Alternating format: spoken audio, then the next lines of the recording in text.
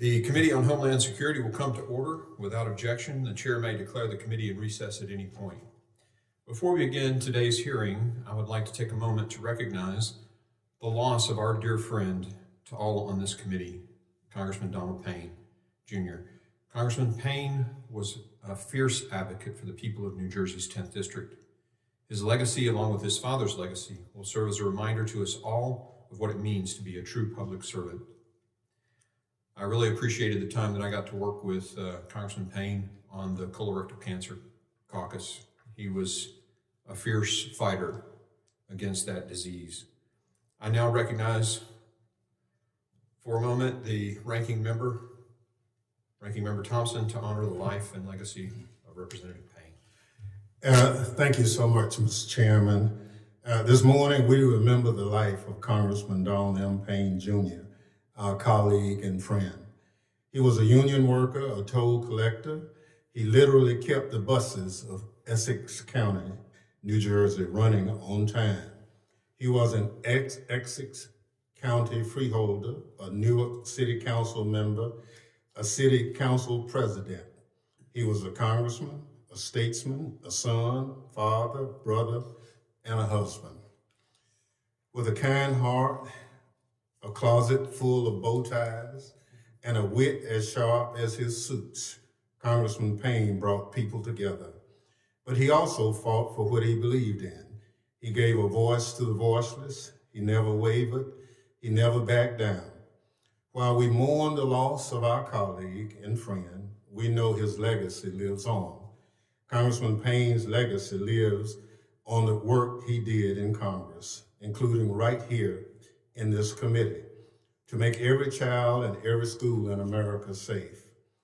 Because of Congressman Payne's advocacy, the Department of Homeland Security today reports to Congress on school security. Because of a law he authored, amply named the Homeland Security for Children Act, the Department of Homeland Security must plan for children's unique needs during disasters. His legacy lives on in the hearts of his wife, Bee, and it lives on in the bright futures of his children, the triplets, Donald, Jack, and Yvonne. We pray for their peace and comfort at this difficult time. Congressman Payne served in Washington, D.C., but his heart never left Newark's South Ward.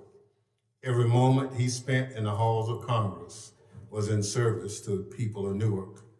Congressman Donald Payne Jr. leaves a legacy to be proud of. May he rest in power and rest in peace. I yield back.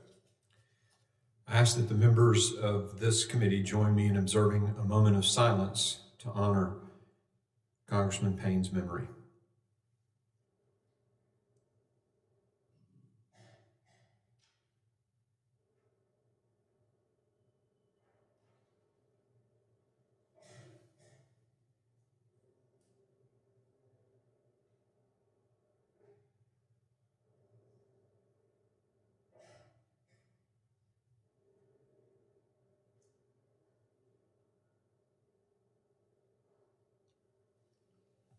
Thank you.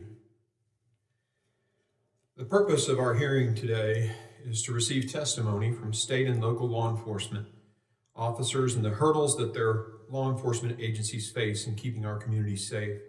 I now recognize myself for an opening statement. Good morning. We're here today to honor and recognize law enforcement officers nationwide during National Police Week. While our nation has always been grateful to our men and women in law enforcement, beginning in 1962, we officially began recognizing their bravery, sacrifice, and unwavering commitment to public safety on the 15th of May. Supporting our men and women in law enforcement should not be reserved for 1 week out of the year. Our nation should be grateful every day to this unique group of men and women who risk their lives for our freedom and who serve our communities with a distinct sense of duty and honor. There's a saying that service is the rent we pay for living on earth. Our men and women who protect us daily pay the ultimate service and for far too many, the ultimate sacrifice. Last year, 136 law enforcement officers were tragically killed in the line of duty. This year, there's been 56 and countless others injured. Just a few weeks ago, April 16th, police officer Michael Jensen of the Syracuse Police Department and Lieutenant Husak of the Onondaga County Sheriff's Office in New York were both shot and killed while attempting to locate a subject who had led officers on a vehicle pursuit. Officer Jensen had served with the Syracuse Police Department 2.5 years, and he is survived by his parents and sister. Lieutenant Husak served with the County Sheriff's Office for 16 years. He is survived by his wife and 3 children. I know for them and their colleagues, this loss is incomprehensible. In early May, 4 law enforcement officers were killed in Charlotte, North Carolina, while attempting to serve a warrant to a convicted felon, and 4 more were injured. A former Durham-based Marshals Service Task Force officer stated that he cannot remember another time in his 35-year career when 8 officers were attacked in one incident. From violent attacks on law enforcement to significant increase in crime across the country, it is an understatement to say that Americans no longer feel safe in their communities.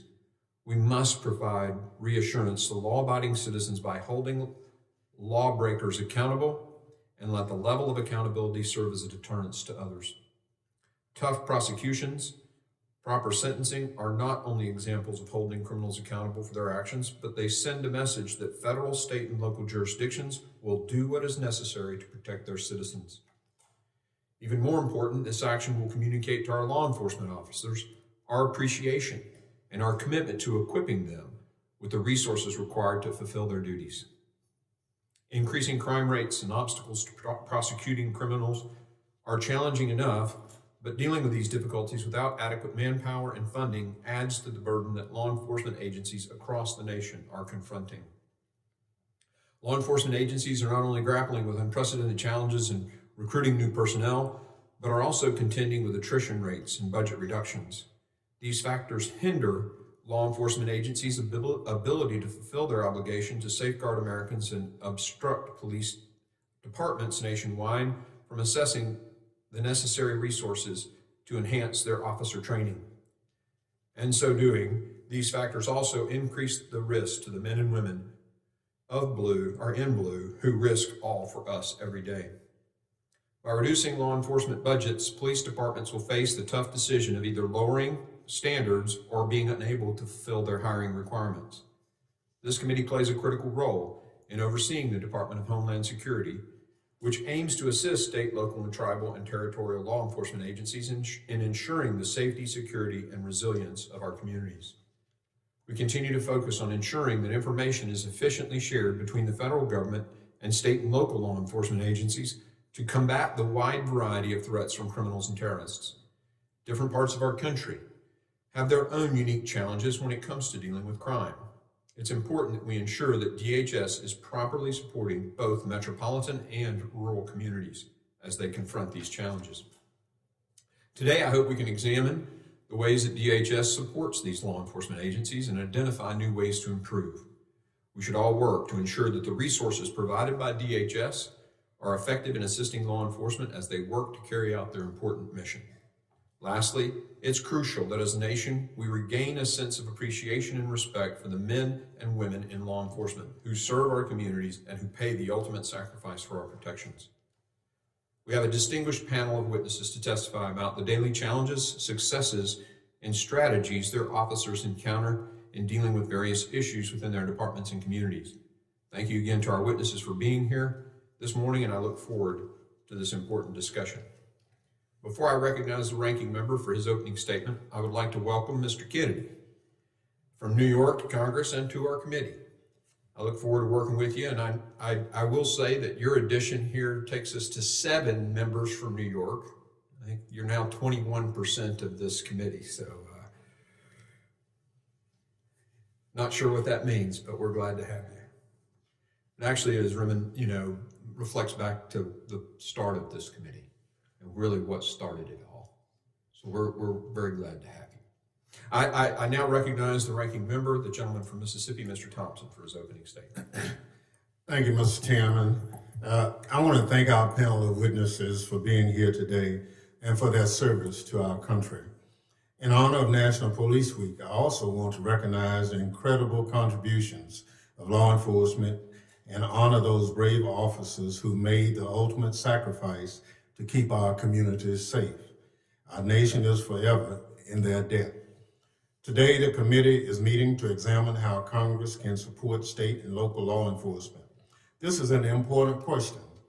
National Police Week is of great importance, but congressional support for law enforcement is about more than attending a ceremony or wearing a blue ribbon on your lapel 1 week out of the year.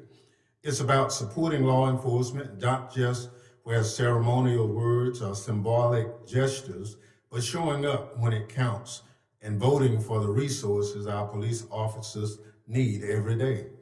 It's about saying no when a disgraced former president calls for defunding the FBI or certain members threaten to cut off funding for DHS because they have political disagreements with the Biden administration.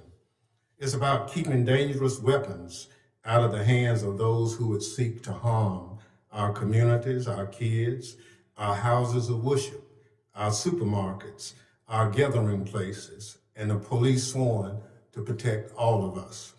And it's about honoring the heroic law enforcement officers, Capitol Police, Metropolitan Police, and others who protected and defended this very Capitol and everyone in it on January 6, 2021.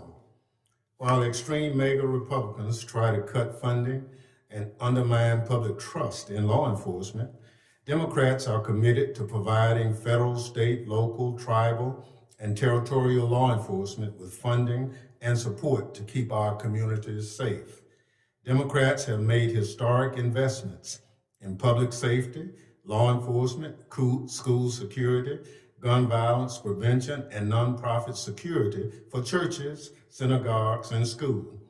As a result, violent crime has dropped across nearly every category during the Biden administration.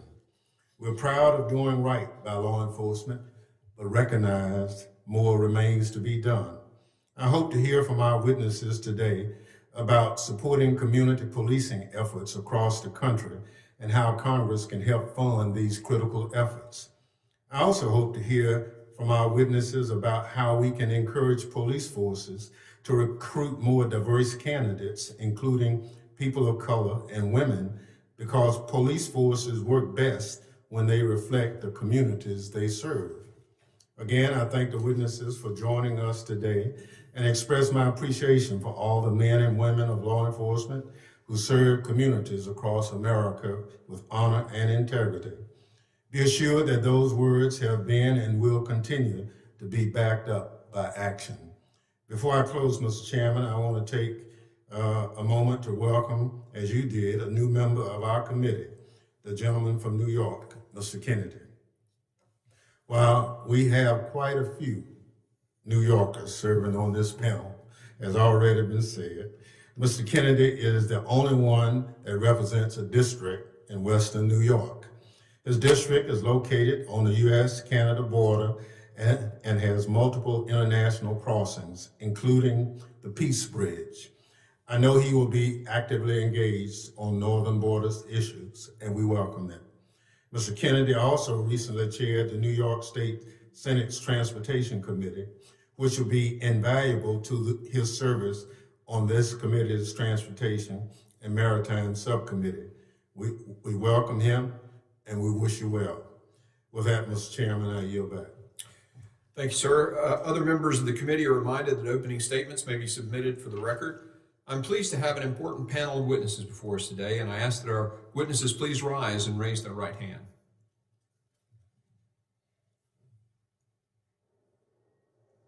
Do you solemnly swear that the testimony you will give before the Committee on Homeland Security of the United States House of Representatives will be the truth, the whole truth, and nothing but the truth? Let the record reflect that the witnesses have answered in the affirmative. Thank you. You may be seated. I'd like to now formally introduce our witnesses. The Honorable Gregory Mays serves as the Deputy Commissioner of Homeland Security for the Tennessee Department of Safety and Homeland Security. Prior to his appointment, Mr. Hayes had a distinguished career with the United States Secret Service, serving in a variety of roles that spanned a 25-year career. He holds a bachelor's degree from Auburn University, where he received his commission as an officer in the United States Navy through the Navy ROTC program. Following Naval Flight Officer training, Mr. Mays was assigned to Patrol Squadron 5, where he was designated a patrol plane mission commander and completed multiple deployments, including numerous missions in support of Operation Desert Storm. Sheriff Mike Chapman was first elected Sheriff of Loudoun County, Virginia in 2011 and was re-elected to his fourth term in 2023. He directs the largest full-service sheriff's office in the Commonwealth of Virginia and employs approximately 700 sworn deputies and 200 civilian personnel, and serves a population of approximately 447,000 residents and an area of 519 square miles. Sheriff Chapman has been a leader in advancing proactive and successful law enforcement and community engagement programs. During his tenure, major crime decreased 37%, the greatest reduction of any jurisdiction in the Washington metropolitan area. He has also successfully led efforts in addressing the heroin and most recently fentanyl problems that have impacted Loudoun County. Mr. Michael Bullock currently serves as the president of the Austin Police Association. During his time as president, he has worked to address the recruiting and retention problems that have affected the Austin Police Department. President Bullock is a 6-year veteran of the Austin Police Department. Mr. Rodney Bryant serves as the president of the National Black Law Enforcement Executives.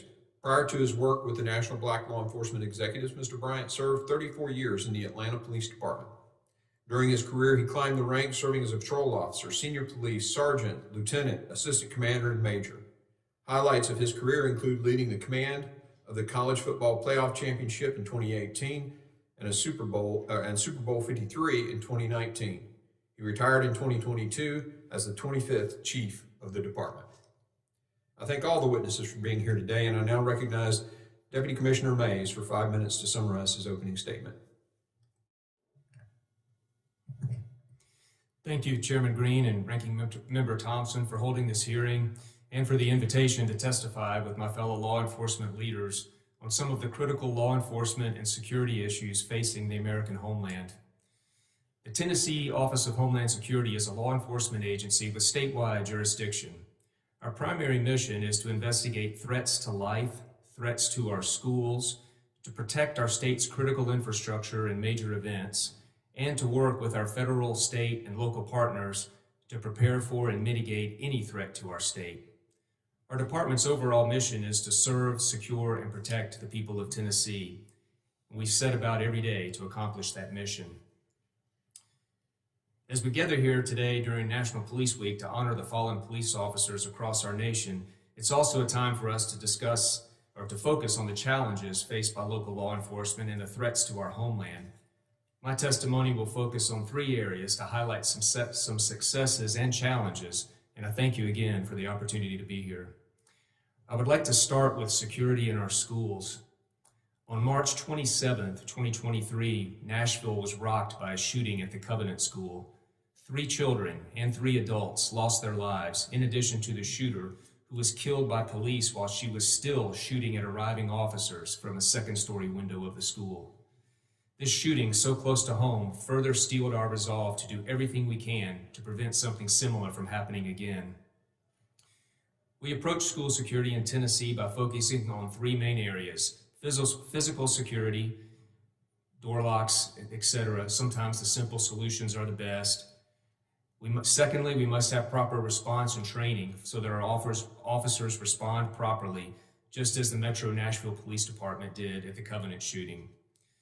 And third, perhaps the most complex, we must investigate every credible threat and evaluate the subject's capability and intent to act violently. Research, such as the U.S. Secret Service's National Threat Assessment Center study, published in 2021, titled Averting Targeted School Violence, looked at 67 different averted school attacks. 94% of the school shooters told somebody they were going to do it. The other 6% in that study were behaving so oddly that someone else reported them.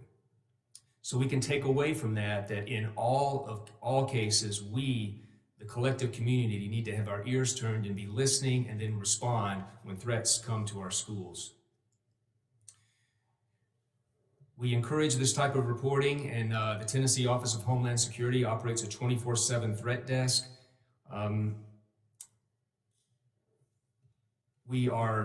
Since the start of this school year, we have received approximately 322 threats to Tennessee schools. That amounts to a little over 1 threat to a Tennessee school every day. In the interest of time here, I'd like to pivot now to the subject of grants. Tennessee has benefited greatly from our federal Homeland Security grant program. Funding for these state and territorial preparedness grants has dropped 44% since FY 2010, with a 10% cut alone in FY 24. We rely on these programs, state and local law enforcement do, and these grant programs save lives. As an example, on July 31st, 2023, a suspect attempted to gain entry to the Margolin Hebrew Academy in Memphis with the apparent intent to kill those inside this Jewish school. After unsuccessful attempts to gain entry through locked doors, the subject fired shots outside the school and fled. He was encountered by police a short distance away, was taken into custody after brandishing a weapon. The school credited the recent security upgrades as saving lives, and they wrote a letter to my office, and I want to read just a couple of sentences from it. Quote, "The implementation of the latest security grant," and he's talking about the nonprofit security grant from DHS, "the implementation of the latest security grant allowed us to reinforce our entrances with new doors and access control, ultimately preventing the shooter from gaining entry. Additionally, the cameras installed from the previous grant played a pivotal role in assisting law enforcement in locating and neutralizing the shooter swiftly." Again, these grant funds save lives, and as federal funding for these programs decline, the needs are increasing. In Tennessee, we do not rely just on federal funding for the nonprofit grants. We have a state-funded program, and as an illustration of how much of a need there is, last year we received $2.2 million in requests, and we far outstripping the $750,000 in state funds that I had to award. And in the interest of time, sir, I'll conclude my testimony there. Thank you. Thank you. I now recognize Sheriff Chapman. Thank you, sir. Thank you, Mr. Chairman, Ranking Member, and members of the committee. My name is Mike Chapman. I'm the elected Sheriff of Loudoun County, Virginia. I appreciate being invited to testify at this important hearing during this one of the most important weeks of the year for law enforcement. Loudoun County sits about 30 miles southwest of Washington, D.C. and is home to about 450,000 residents.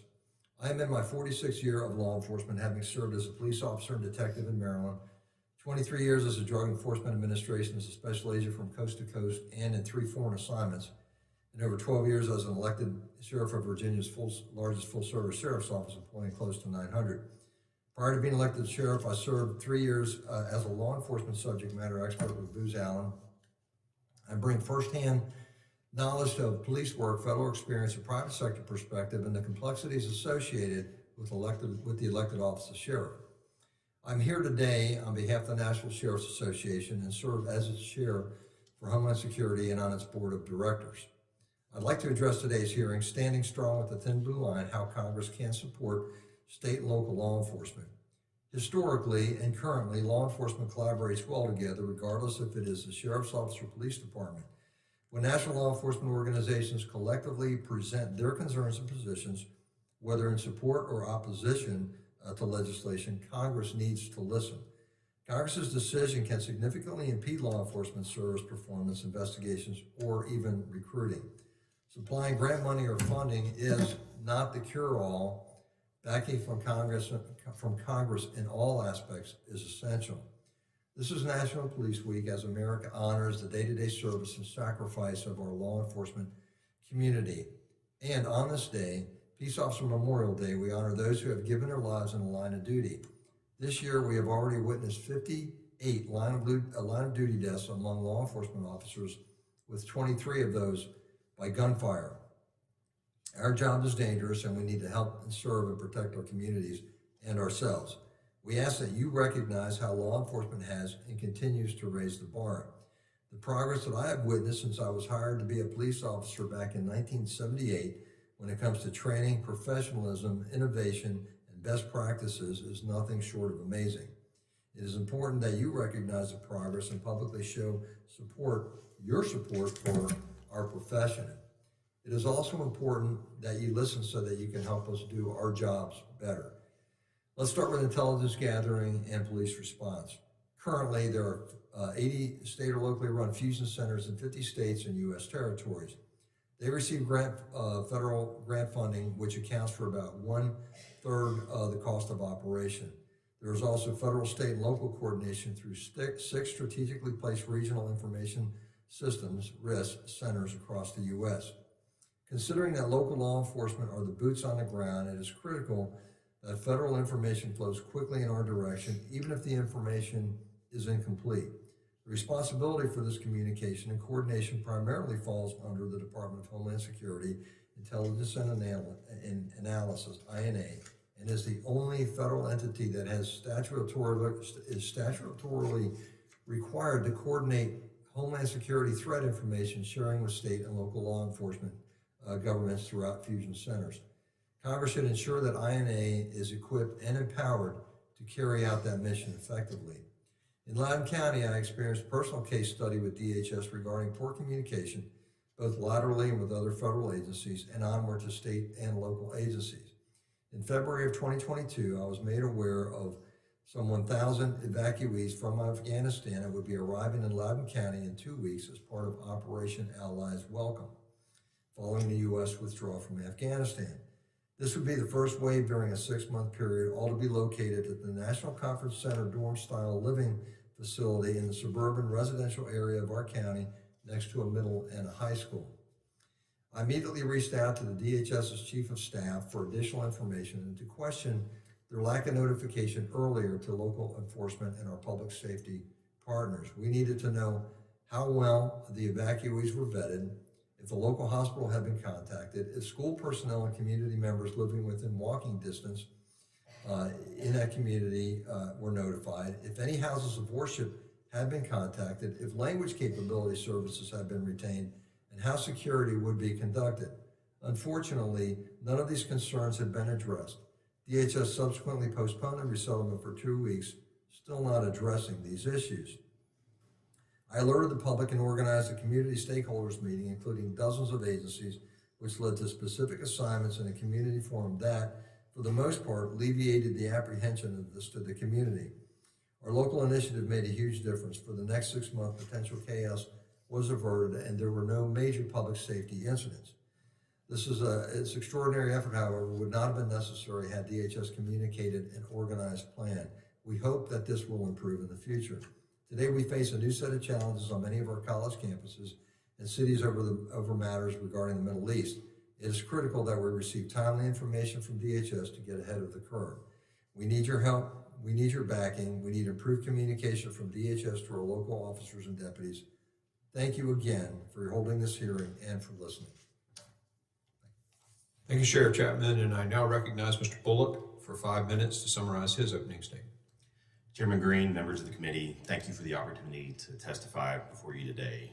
My name is Michael Bullock, and I'm the president of the Austin Police Association in Texas, as well as a senior police officer with the Austin Police Department. I wish it were amidst better times that I sat here before you today, but this somber week of honoring our fellow law enforcement officers killed in the line of duty sets the tone for the state of our profession. In my view, the state of law enforcement is dire. We all recognize that criminal justice as a whole is a complex policy issue for which no singular solution exists.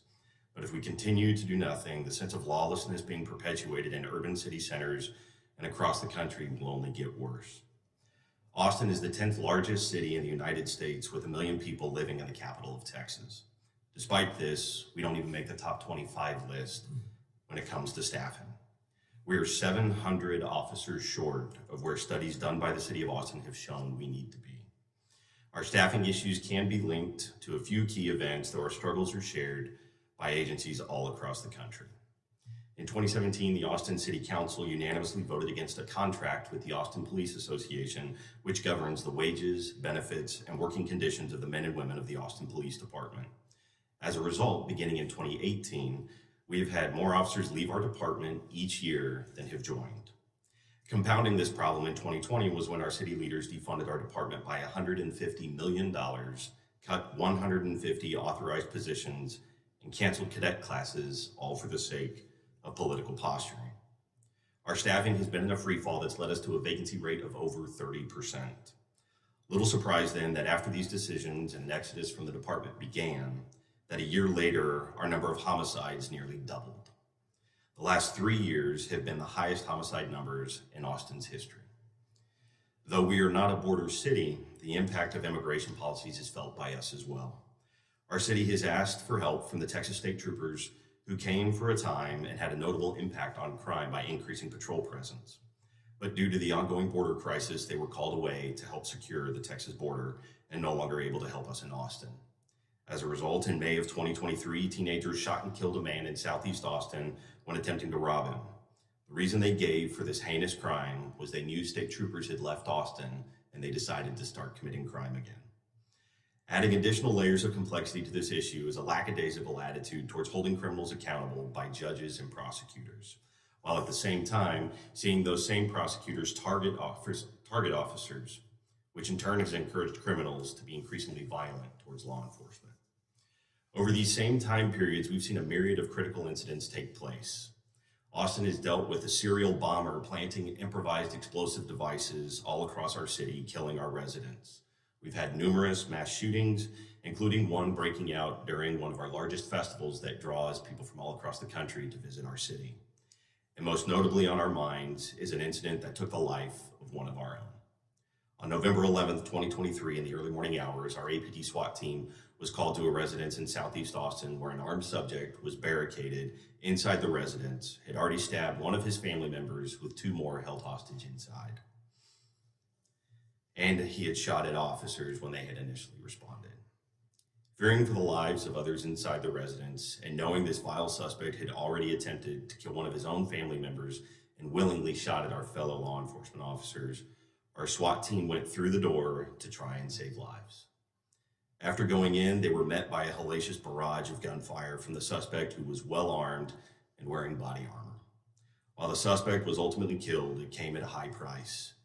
2 of our officers were shot, one of which was Officer George Pastor, who paid the ultimate sacrifice. Across this country, we now see a law enforcement officer shot in the line of duty every 21 hours. This year alone, we've had over 145 officers shot, which has been increasing year over year. Our job is to uphold the Constitution and enforce the laws passed by yourselves, as well as your state and local counterparts. This is a charge that we take seriously and one we are willing to sacrifice our lives for. I sit here before you today, though, pleading for your help. We need help in addressing our staffing needs, support in enforcing our laws, providing better training resources, and transcending the political rhetoric to end the war on law enforcement and restore law and order in our country. The trends we see in Austin are not isolated, and if not reversed, I fear that lawlessness is all but inevitable. Again, thank you all for your time and for taking up this important matter, Mr. Chairman. Thank you, Mr. Bryant, for your testimony. Mr. Bullock, for your testimony. And I now recognize Mr. Bryant for his 5 minutes, summarize his opening statement. Mark Green, Ranking Member Congressman Benny Thompson, and committee members. I bring you greetings on behalf of the Executive Board, members, and constituents of the National Organization of Black Law Enforcement Executives, NOBLE. My name is Rodney Bryant, and I am the National President. NOBLE serves as the conscience of law enforcement by being committed to justice by action. NOBLE has 58 chapters and represent over 4,500 members worldwide that consist of chief executive officers, command-level law enforcement officials, and federal, state, local, county law enforcement agencies, and criminal justice practitioners. I have served more than 35 years in law enforcement profession in various positions of increasing responsibilities to include serving as a patrol officer and ascending all ranks to become the 25th Chief of Police of the City of Atlanta. It is an honor for NOBLE to provide written testimony on the topic of standing strong on the thin blue line, how Congress can support local law enforcement. I would be remiss if I did not recognize that this week is National Police Week, where we honor and remember those law enforcement officers who have made the ultimate sacrifice in the line of duty.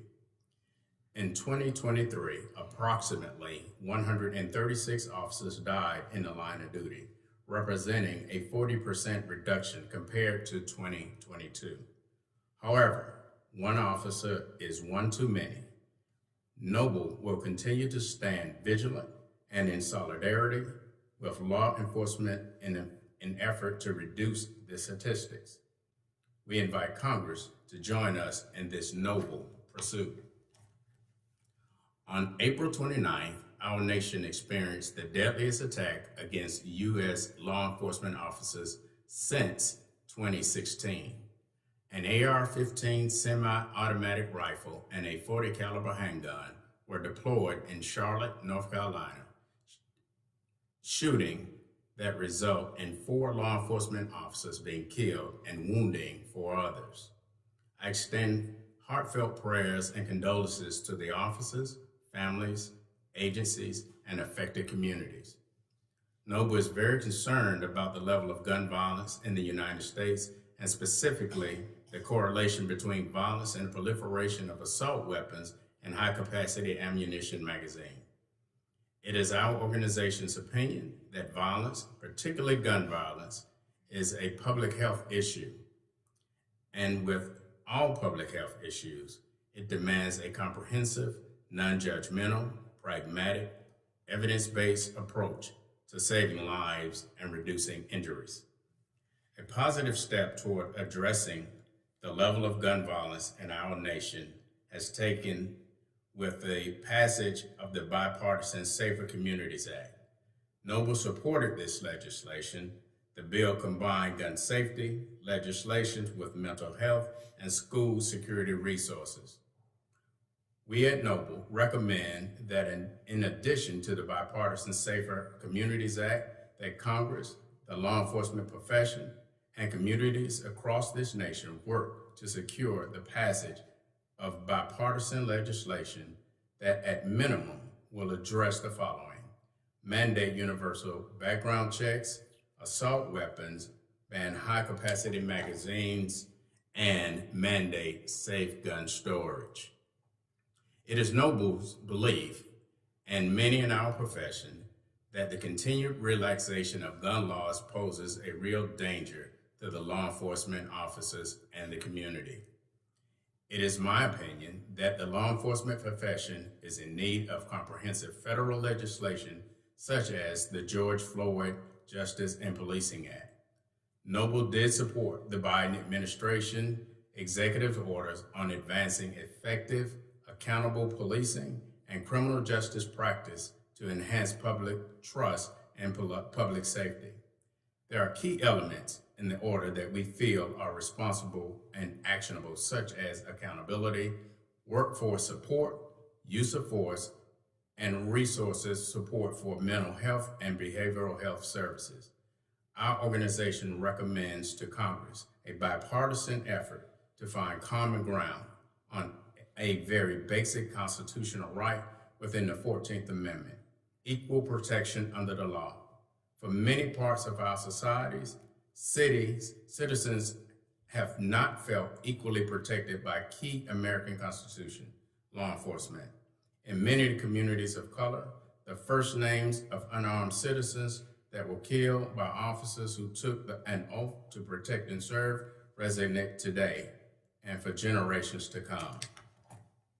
Lastly, I appeal to our congressional leaders on both parties to continue to support our federal law enforcement agencies in the areas of funding, public support, and policies that ensure that they maintain their readiness.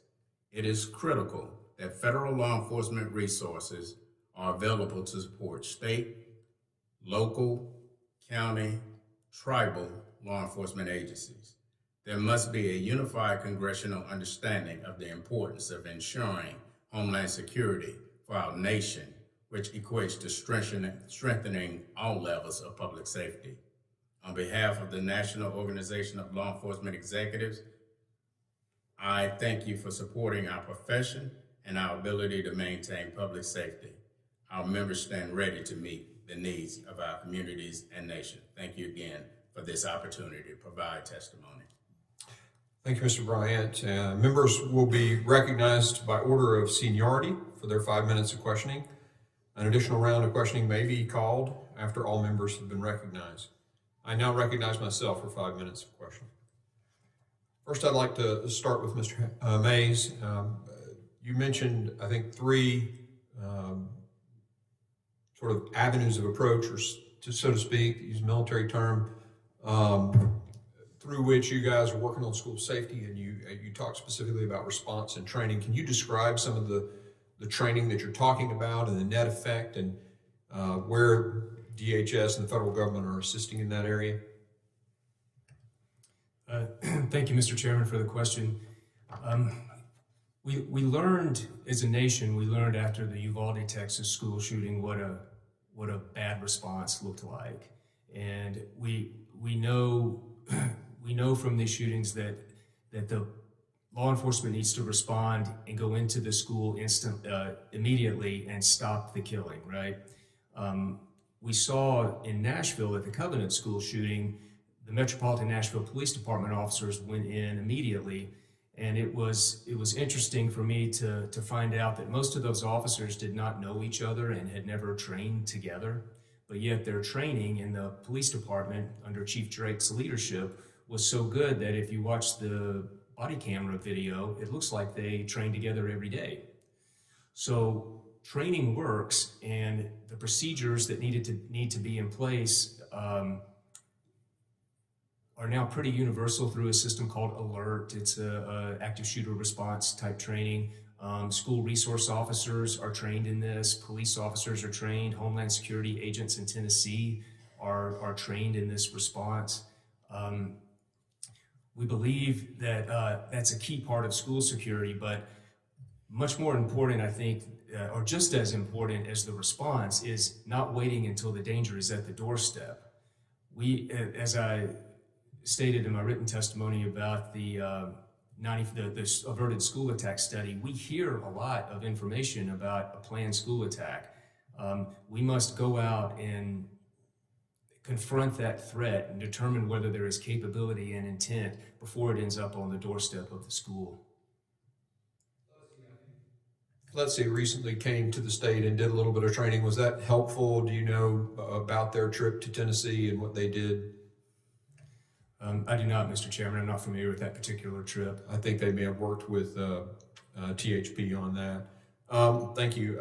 Mr. Bullock, you described the impact of budgets, budget cuts, and the mass shortage of officers. What's the impact on the other officers, on the force, stress-wise, marriages, things like that, for these huge shortages of personnel?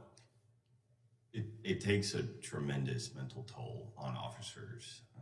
Just as an example, because of the severe shortages that we are experiencing, officers who are assigned as a detective that should be investigating major crimes like homicides, robberies, things of that nature, are having to work patrol shifts. So they're being sent back to patrol. Wow. And are diverted away from their assigned duties as an investigator in order to take 911 calls. And so they're having to do that on a regular rotation basis each quarter.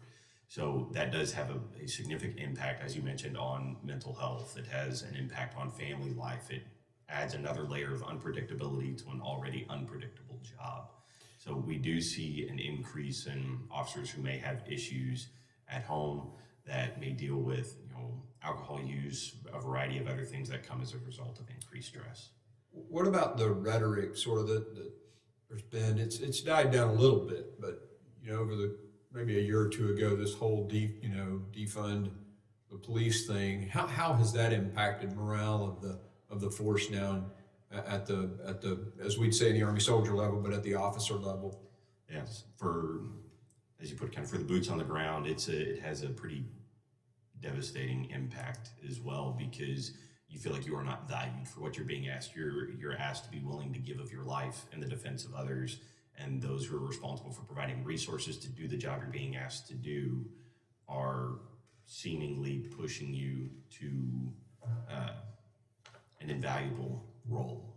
So from that aspect, it does have an impact as well. And I will say, even though we have seen to a degree some of those funds restored, we do see some shell games that get played with that nonetheless, where the funding may seemingly be restored, but yet it's a responsibility that wasn't necessarily given back to the department. And so we're given the funds back, but it's not actually going to areas where we need it to go in order to recruit, retain, and provide the resources for officers to do their job.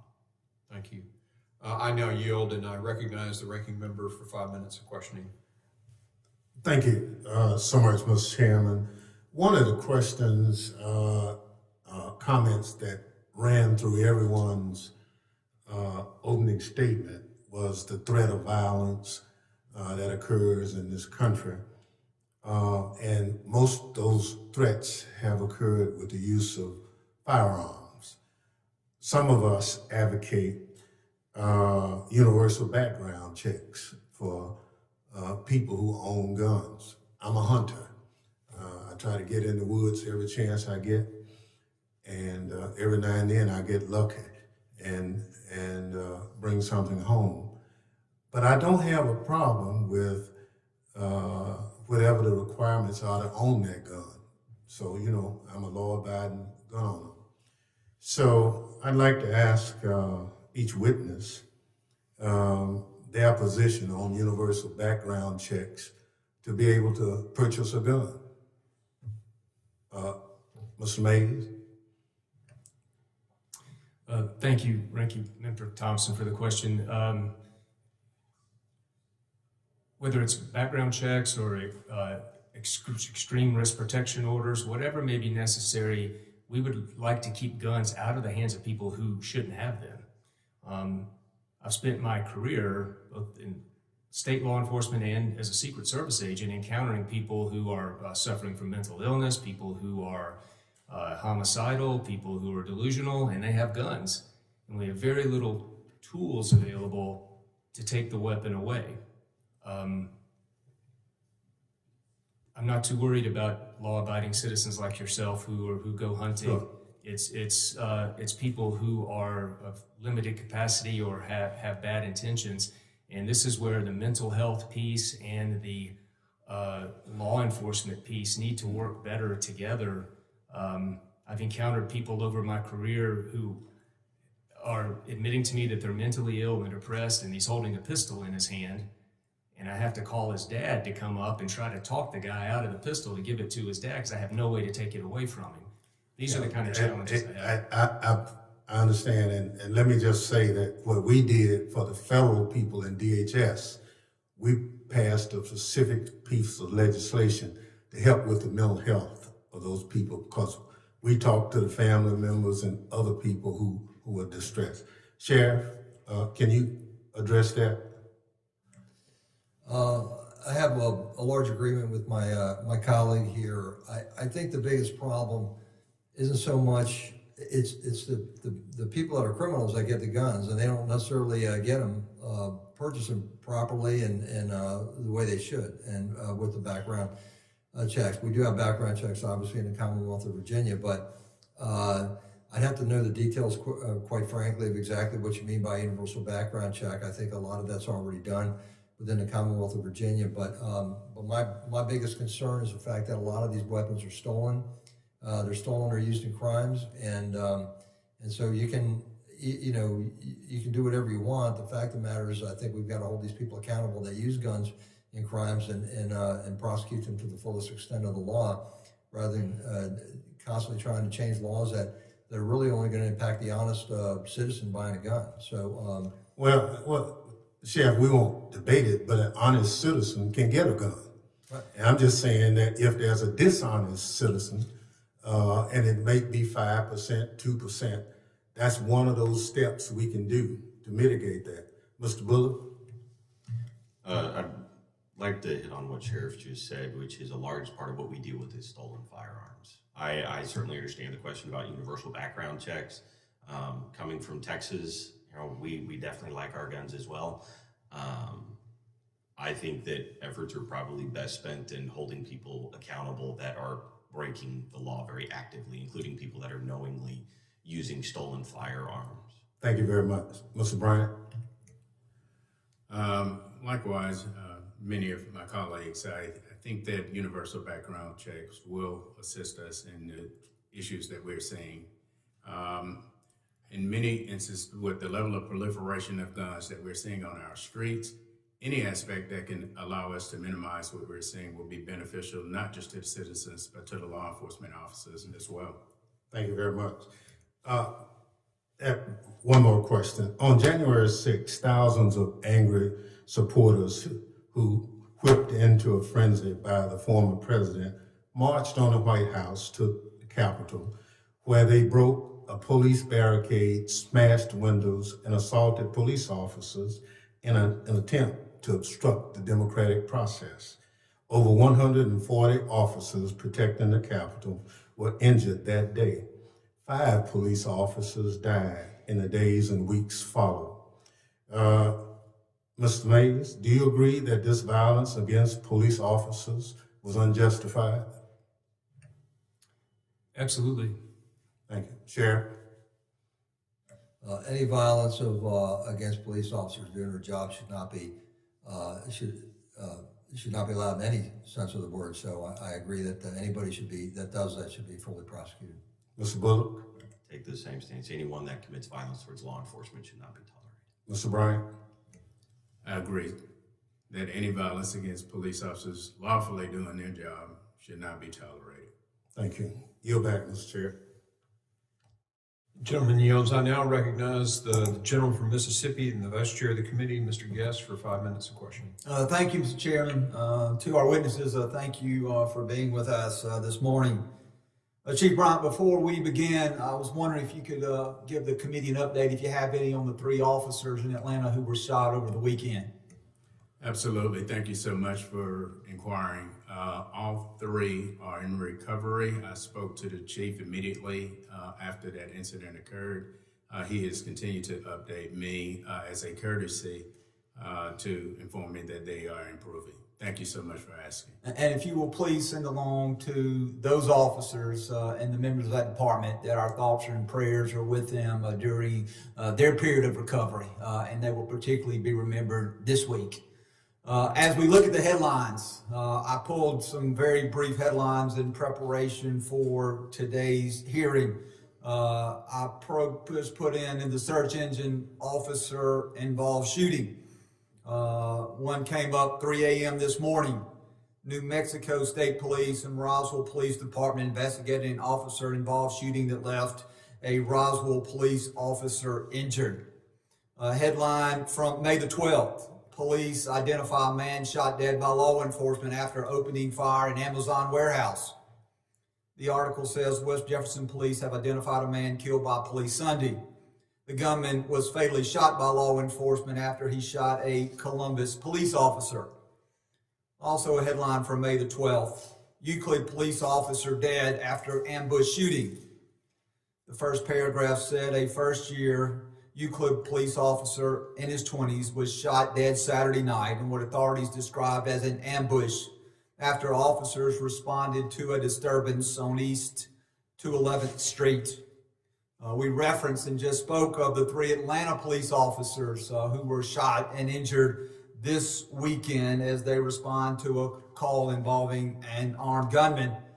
And I think it was mentioned in at least one, if not several, of the opening statement by the officers of the shooting that happened in late April in Charlotte, where we had 4 officers killed and 4 other officers who were wounded in that particular incident. And so my question, and I'll start with you, Mr. Mays, are law enforcement officers, are they safer today than they were 3 years ago?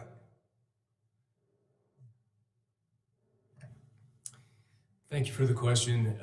That's a tough one to answer. I have a sense that it's worse out there on the streets. That's I don't wear a uniform every day, so I get that information from talking to my fellow officers. And I'm not asking you to explain why you feel yes or no, but just, and again, I'm just asking for your opinion because you're deputy commissioner and you're involved every day. Do you feel the law enforcement officers are safer today than they were 3 years ago? Yes or no? No. Sheriff? No, I don't. And in fact, the FBI just reported yesterday that 79,000 law enforcement officers in 2023 were assaulted, and that's a 10-year high. So what that shows is an increase in assaults on law enforcement officers. So to answer your question, whether they're safer, we certainly are better well equipped and can save lives much better than we did in the past, but for sure they're not as safe as they were in the past. Yeah. And very quickly, because I've got a couple other questions. Mr. Bullock, do you believe officers are safer than they were 3 years ago? No, sir. And Chief, do you believe they were safer than they were 3 years ago? As we see the increase in violence against police officers today, I would have to say no, due to the increases. Okay, and thank you for your answers. Two of the things I want to focus on very quickly, and I probably will only have the time to focus on one. First is the open border policies that we see. I know that was referenced particularly in your testimony, Mr. Bullock, about some of the challenges that you're seeing because of that. And though not referenced in other testimony, I believe that we can say that the open border policies has put a strain on law enforcement. But the other thing I want to touch on very briefly is road prosecutors. And I know particularly as it relates to you, Mr. Bullock, there's been some allegations in the media, not by you, about the prosecutor there in Austin. But want to read this headline and talk on this very briefly, and this kind of capulates both. This is a CNN article. It says 7 people indicted in connection with assault on NYPD officers outside migrant shelters, officials say. The article, which is dated for the purpose of the record, is February the 8th. The article says 7 people have been indicted in connection with an assault last month on 2 New York police officers near Times Square, and authorities are working to identify 3 others who were involved. The indictments come in a case that has drawn attention in part because of the migrant status of at least some of the defendants, and because 4 of these named in the indictment were released last week without bail. Our road prosecutors, do they pose a risk to law enforcement in general? I'll let you answer just yes or no very quickly because I'm over time, and with that, I will yield back. Yes. Yes. The gentleman yields. Oh, wait. Can I answer the question? Yeah, go ahead. Sure. Yes, sir. If each of you mind answer the question, then I'll yield back, and I apologize for being over time. Yep. Go ahead, sir. Yes, sir. Briefly. Yes, I agree. Absolutely. Not just to police, but to the community as a whole. Yes. Thank you very much. I yield back. Gentleman yields. I now recognize the gentleman from California, Mr. Swalwell, the ranking member on our cybersecurity subcommittee.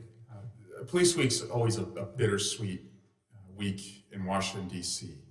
We remember the fallen, those who have given their lives in the service of their community over the last year, but also it's a time for fellowship and brotherhood and sisterhood of the profession to come together in our nation's capital. And just first want to honor the service of those who we lost last year. I want to thank each of you for your service, and wanted to just go through a couple of different incidents that this committee has focused on and this Congress has focused on, and just get your perspective. Do you agree, Mr. Mays, that the officers who defended the Capitol on January 6th are heroes? Yes, sir, I would agree. And how about you, Sheriff Chapman? Anybody that puts their lives on the line to make sure that they're keeping people safe is a hero to me. So I would agree that anybody that was assaulted, certainly by the rioters, were heroes. And how about you, Mr. Bullock? I would stand by the same words. Any officer that puts on this uniform lawfully doing their duties is a hero in my book. And Mr. Bryant? I am in concurrence that any person that puts on this uniform and honorably serve out their career is a hero. Absolutely. And Mr. Mays, if you assaulted or physically harmed an officer on January 6th, does that make you a criminal? Anyone that assaulted an officer on January 6th and then is arrested and convicted is a criminal. Yes, sir. And Mr. Chapman? An assault on a law enforcement officer is a crime, so yes, that would be a criminal. Mr. Bullock? Be the same. Mr. Bryant? I'm in agreement that you become a criminal. And by the way, I support legislation on the Judiciary Committee that would make assaulting or committing a battery against a law enforcement officer a separate class of crimes. And I hope we can... Gentlemen, you on for just a second? Yeah. They do that in Tennessee. Good. Yeah, and we should do it federally. Thank you, Chairman. One last question as it relates to January 6th. Do you believe that anyone who is convicted of harming an officer on January 6th is a hostage if they're in prison for that? No, sir, I do not. Sheriff? I don't really understand the question. I don't either. Do you believe that calling a January 6th convict a hostage is appropriate? That if they're in prison, that they're a hostage? I would say that anybody that assaulted a law enforcement officer that was charged with it and is going through their legal process is the appropriate actions being taken. Great. Mr. Bullock? Regardless of the event, if someone is charged with a crime, follows due process, and is convicted, they are a convicted criminal, not a hostage. Mr. Bryant? I do not consider someone who was arrested for assaulting a police officer a hostage. Great. I also just want to point out there are some on this committee, not all, certainly not the chairman, who have advocated for defunding the FBI. Do you think we should defund the FBI, Mr. Mays? No, sir. Sheriff? No, sir. I have a son who's an FBI agent, so no. I want to keep him employed. Mr. Bullock? No, sir. And Mr. Bryant? No, sir. So I just want to have some real talk with you all and some of my colleagues because I'm the son of a cop. My brothers are cops. I was a prosecutor. Law enforcement for our family is not a career, it's a way of life. It's about putting the bad guys away and keeping the community safe. And so to me, when I hear some of my colleagues, again, not all of them, but some of them on this committee thump their chest and say that they back the blue, but then they're going to call a January 6th convict a hostage, that's not backing the blue, that's backing the coup.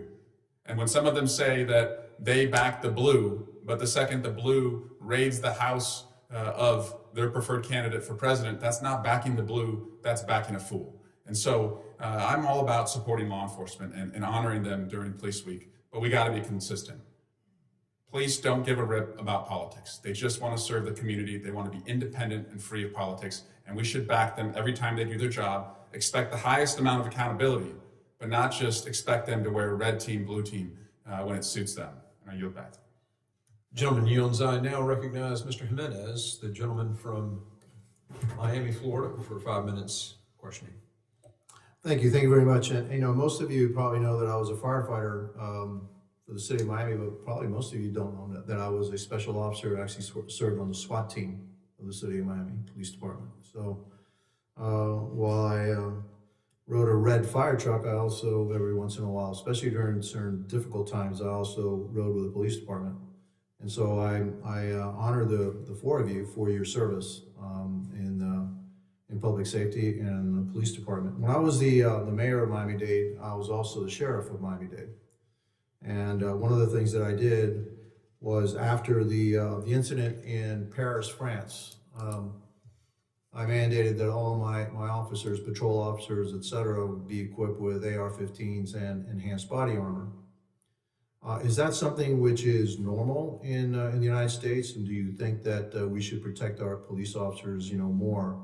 If we're asking them to take their life and put it at risk, should we, as either community or a country, also give them the protection that they need in order to carry out their tasks? And so I'll ask the four of you, is this something normal or is this something a little bit unusual? Thank you for the question, sir.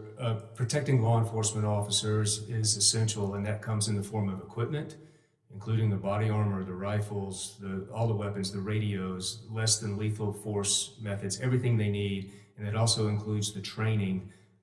All of it together, they need to be properly equipped. But is that normal Is that, are the officers in this country sufficiently protected across the nation, or is it something which is jurisdiction by jurisdiction? I don't know that I can answer for the entire nation. I can say in the state of Tennessee, it's generally jurisdiction by jurisdiction. It depends on funding. Fair enough. I would agree it's jurisdiction by jurisdiction, and I served in Miami with the Drug Enforcement Administration, so I know how dangerous it was certainly during the cocaine wars down there. I think we do need to be equipped well. We need to be able to defend ourselves against very violent criminals out there, but that does come down to a jurisdictional issue and how those communities feel about how the police, law enforcement officers in those areas should be equipped. Yeah, and I was on SWAT team during the cocaine war, so yeah, that's. I would say that's probably not the normal. I'd tell you in Austin, every officer is not equipped with an AR, nor are they all certified to use one per se, as well as us getting enhanced body armor is not standardized, that they'll carry it on them all the time. It'll always be on their person. Would you want that? Absolutely. Okay. Mr. Bryant. Thank you. As a representative of law enforcement, not just nationally, but internationally, I can tell you that it goes from jurisdiction to jurisdiction. There's not an equal level of distribution, nor in equipment or training. And so we have to improve upon that nationally. All right, and the second question is, Director Ray has informed us that because of the openness of the border, that he expects, or he has apprehensions about a possible terrorist attack here in the United States, because frankly there was about 2 million people. We haven't the faintest idea where they came from, who they are, where they are, or why they're here. Do you all have the same kind of apprehensions in that Director Ray has? Yes, sir, I do. Very concerned about people coming across the southern border, and we don't know where they are, and we don't know where they're going. That absolutely concerns me, yes. I would also agree we deal with, on a regular basis, interacting with individuals who have no form of identification that we know who they are. Mr. Ron? Yes, we trust the information being provided to us by Director Ray, and so I'm in agreement with it. Do you feel that that the federal government is giving you enough in the terms or in the area of intelligence to be able to protect your jurisdictions to the best of your ability, in light of the fact that Director Ray believes that there is a grave threat to the homeland from terrorists unknown to us? Go ahead, one at a time. Yes, sir. We're not getting all the information that would be helpful. The federal government is apparently unable to tell us how many immigrants are coming to Tennessee, where they're going in the state, where they came from. We don't have that information. So if I don't even know how many are coming and where they're from, then how can I begin to understand what kind of threat they pose to my state? We have a good relationship with the federal counterparts, and the information we get is more kind of personal contact, but I would say that, as always, that communication could be better. We're probably a little bit more different in that we have issues with our local officials that tend to try to restrict our use of information that is trying to be passed on to us or accessible to us. Having a strong relationship with our federal partners is essential to what we do. However, we do recognize that there's a level of continuous challenges around intelligence and information. Thank you again for your service, and I yield back.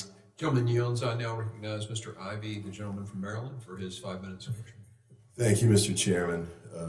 And I thank you for calling this hearing today. And I appreciate the panel of witnesses as well. Deputy Commissioner Mays, I was especially impressed with your testimony. I thought it was right up the alley of the types of things that we can do here on the committee and things that we should hear about. Your points about the school shootings, I thought was very helpful. And one thing I did have a question about, you mentioned, I think it was 94%, there's an opportunity to preempt some of these shootings because we have information that somebody's planning on doing it. 94% of the time.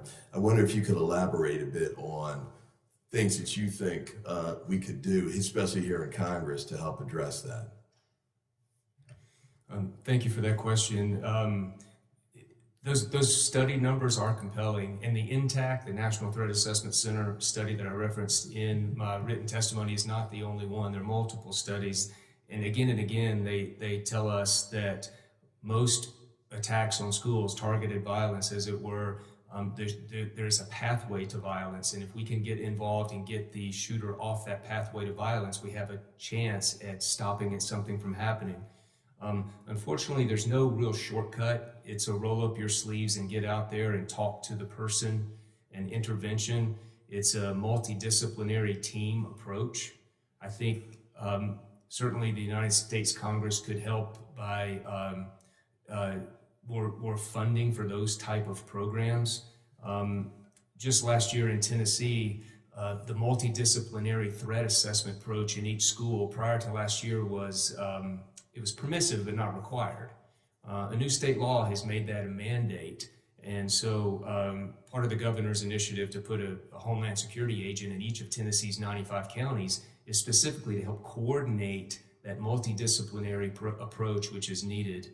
I hope that answers your question. It does. I might follow up with you afterwards as well.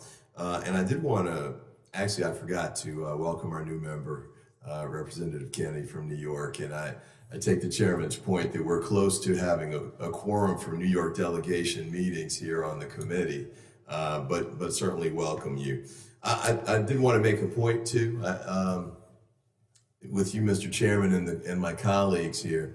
I had a chance to go out and visit the Secret Service facility, which is in my district, where they do training. And some of the training they do, and I take the point from some of the testimony today about how important training can be. So I was quite surprised to see that our Secret Service doesn't have a facility for training on protecting the White House. So when they took me out to show me what they do, they took us to an open field, literally, and they said, imagine the tree line at the back is the White House, and the road that we're on would be Pennsylvania Avenue. And then they did the demo, with people coming in and, the dog went out and intercepted them and all of that. But it was like playing pickup football, and, as a kid, the pine tree is the touchdown line. That's what they're doing, actually, to prepare for attacks on the White House. So one of the things I'd like to ask at some point, not today, obviously, but I hope that's the kind of thing that we can take a look at and try and figure out ways to help them get some kind of environment where they can do some training.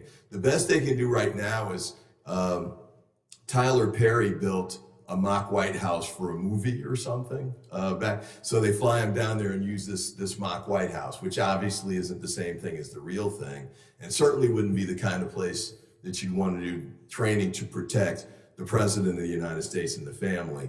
But that's what they've got right now. So I would love to have a chance for us to take a look at that as a committee and see if there's a way to step up on that front.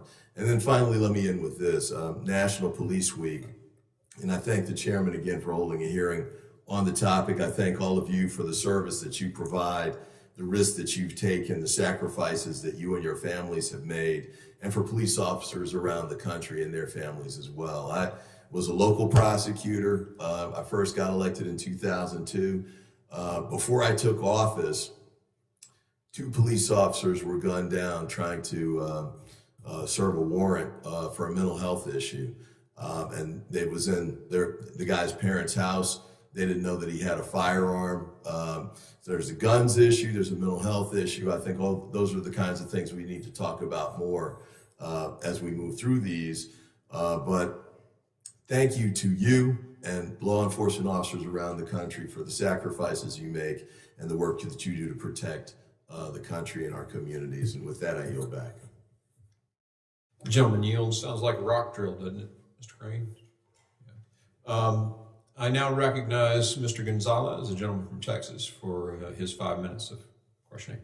Thank you, gentlemen, and thank you, gentlemen, for your service to our country, and thank you for the men. Please reshare to the men and women that serve alongside you that this committee is committed to making sure that you have all the tools you need to be successful in keeping Americans safe.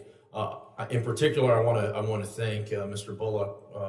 Justin Berry is a good friend of mine, an officer there in Austin. And I hear a lot about kind of behind the scenes what's happening. And in many cases, I feel as if you're serving behind enemy lines. And I want to take this opportunity to really tear into the Travis County District Attorney. I think that guy has done a terrible job. I think that individual has made that community unsafe. And those type of situations need to go away. We need to get back to everybody is on the same team, paddling in the same direction for the safety of all citizens, not this ideology or the other. And my question is to you, sir. In recent years, rogue prosecutors have brought radical ideas on how to approach our criminal justice system. We are seeing prosecutors refusing to prosecute offenders and allowing low bond amounts for violent criminals. We've seen criminals posted bond that end up committing more violent crimes, in some cases shooting police officers and endangering the community. This is a dangerous trend and tells communities that there are no real penalties for breaking the law. My question to you, Mr. Bullock, is what are some of the tools that states or Congress might be able to use to reel in some of these criminal-friendly prosecutors? Thank you, sir. It undoubtedly is an issue that we deal with. It's the enforcement aspect is the biggest part, where laws are passed, laws are in place, but yet we have individuals that decide on their own not to enforce those laws. I think that some opportunities are what Congress is already looking at, and in particular when officers are targeted, that becomes a federal crime, because then we tend to have decent working relationships with U.S. attorneys that do prosecute those crimes, along with a lot of the other drug crimes that we have. For example, we just recently in Austin had almost 80 overdoses on fentanyl that resulted in 9 people dying. And then we had, between EMS and APD, I believe it was over 300 doses of Narcan that were administered within a single weekend. Yet we have a prosecutor who drops unilaterally any possession of a controlled substance under a gram, and that can be a lethal dose of fentanyl. So any efforts that would strengthen prosecution, that make sure that crimes are actually enforced and prosecution is followed through, would be extremely beneficial. Thank you. This is certainly getting a whole lot more attention here on Congress, because I feel as if you are doing your part of the job. You're putting the uniform on, you're going to work, you're once again trying to protect your community. And then when you pass that ball off to the prosecuting standpoint, in some cases you have people that are throwing the ball the other way, and it's not getting down the field. I recently introduced the COPS Act, and one of the things that I thought was interesting on it, and I'd love to get your take, is the COPS Act includes any attack against a police officer to include explosive materials such as fireworks and other dangerous weapons. We always talk about guns. We always talk about a police officer getting shot in the line of duty. What I'm starting to see is this morph into something else. You know, these criminals, these rioters, they're using fireworks, they're using, bottles of water that have been frozen. So once again, are you seeing an increase in other than kind of firearms, Mr. Bullock, other than firearms, are your officers under attack with these other areas? Yes, other things that you mentioned, such as fireworks, are being used. High-powered lasers are an issue as well. We've even recently discovered of a dry chemical that can be thrown on officers that burns, and it causes, it can be potentially lethal depending upon how it's treated. And so these are all things that we're having to prepare for now, that it is not just firearms that are a threat to law enforcement. I see this growing, and we have to get ahead of this. It can't just be firearms when a police officer gets firearms. My last question is for you, Sheriff. I lean on sheriffs heavily. I have nearly half of the overall southern border. And one of the questions I want to ask is a little bit more blocking and tackling is license plate readers. In many cases, what I hear from my sheriffs is license plate readers are a game changer. You're able to find more information and get an aspect of it. So just in general, what is your thoughts on interacting license plates readers and the data along that into your county? License plate readers are critical information that helps us solve crimes up and down the coast, anywhere in the area, gives us a heads up on any on anything that might have been like a crime that already past occurred in like a neighborhood where we can go back then and track it, a license plate reader and see who might have been in the neighborhood, and then you can get yourself a suspect and possibly prosecution based on something as simple as that. So they're critical to what we do. We need to have them. We need to have access to that information, and it really does help us quite a bit.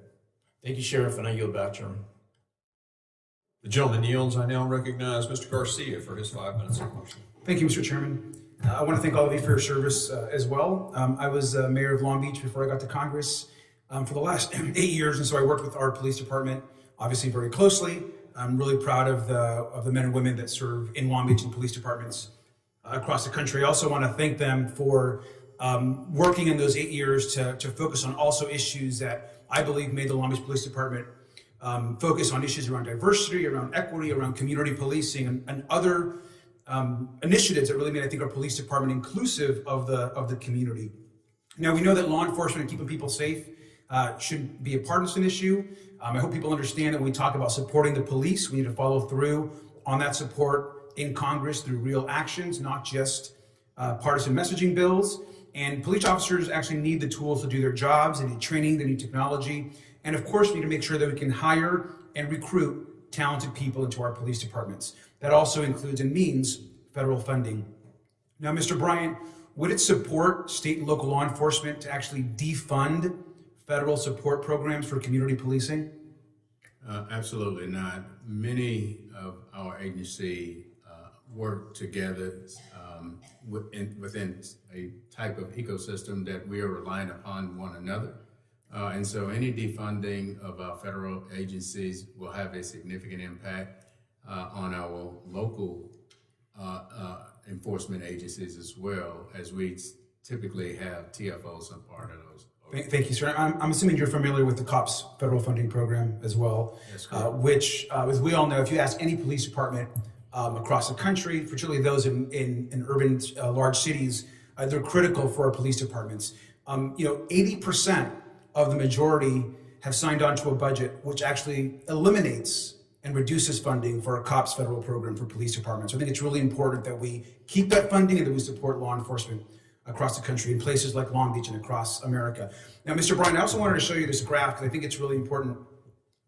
As mayor, we would track data. This is data that comes from police departments from across the country. As you can see here, there was a surge of homicides by 30% to the highest level of the 90s here in 2020. And overall, we know that violent crime and homicides has been decreasing over the last few decades, even though some like to scare folks and act like somehow we are in this massive crime wave that we've never seen. We know that's just actually not true. But in 2020, when we did see a small increase, who was president in 2020? In 2020, it was President Trump. That's right. And so if you look at the graph of the overall crime that was decreasing, and we see the one spike that we had, it was actually during Donald Trump's presidency. And since then, crime is actually beginning to decrease. In fact, we're now reaching again lower levels because President Biden and other presidents and other mayors and other governors have also invested in community policing, in community safety, in park programs, and ensuring that we not just focus on the policing side, but that we're also investing in communities. And so I just want to be very, very clear about where actual homicides in the U.S. have actually gone. They're going down. And in fact, the only real increase we had was when Donald Trump was president. Just to note, when he talks about what's happening across this country as it relates to crime, he's actually wrong. And so I wanted to make that note. And I wanted to say one final thing. As you probably know, we want to go back to January 6th. We talk about policing and supporting police officers. I think it's very important to support our Capitol Police that were here and protected the Capitol on January the 6th. I toured the DC jail with, in fact, one other member of this committee in the majority. And when we did that, unfortunately, those prisoners, those insurrectionists, were treated like heroes. They were hugged. They were given handshakes by members of the majority, particularly one member of this committee. Let's remember the facts. 17 of the 20 that were charged at that jail were charged with assaulting police. 6 of them had already pled guilty, yet they were being called, in some cases, heroes. They were being called hostages by folks in the majority. In fact, this right here is a reminder, these circles, of folks that actually are in the DC jail that have been called heroes, that have assaulted police, that have done nothing but essentially commit an insurrection and treason against this country. So when we talk about supporting law enforcement, sir, we talk about ensuring that we support our police officers. It's very important that we support the Capitol Police and not the 20 people that are being held and that are being coddled, supported, and uplifted by some members of the Congress, which I think is shameful, disgusting, there's no place, and quite frankly, hypocritical as well. To conclude, I want to submit this profiles of the January 6th inmates of the DC jail, which is an article that just outlines and lists exactly who these quote-unquote hostages, as called by some of the majority, actually are. Mr. Chairman? Gentleman yields. I now recognize the gentleman from Mississippi, Mr. Ezel, former sheriff, for 5 minutes of. Thank you, Mr. Chairman. It's an honor to be here this week, especially serving in the House on National Police Week, acknowledging the hard work of local law enforcement and federal partners that we work with. Yesterday, I was proud the House unanimously passed my resolution, which expresses congressional support for local law enforcement and condemns the call to defund the police. This is particularly important and I believe relates to the conversation today, as the Biden administration refuses to enforce laws at our border that would make law enforcement officer jobs easier. Sheriff Chapman, it's great to see another sheriff in the room today, and glad to see all of you here with me. I know you glad to be here. Your testimony about DHS silence when you were seeking answers about the resettling of 1,000 refugees in your community is disturbing. As a former sheriff, I know how important information sharing is, and I would expect DHS to fully cooperate with local law enforcement. Clearly, that's not happening. I'm sure you brought your concerns regarding intel sharing to DHS, and tell us what the response was. The first response was, okay, we understand your concerns. We'll get back to you. We'll work this out.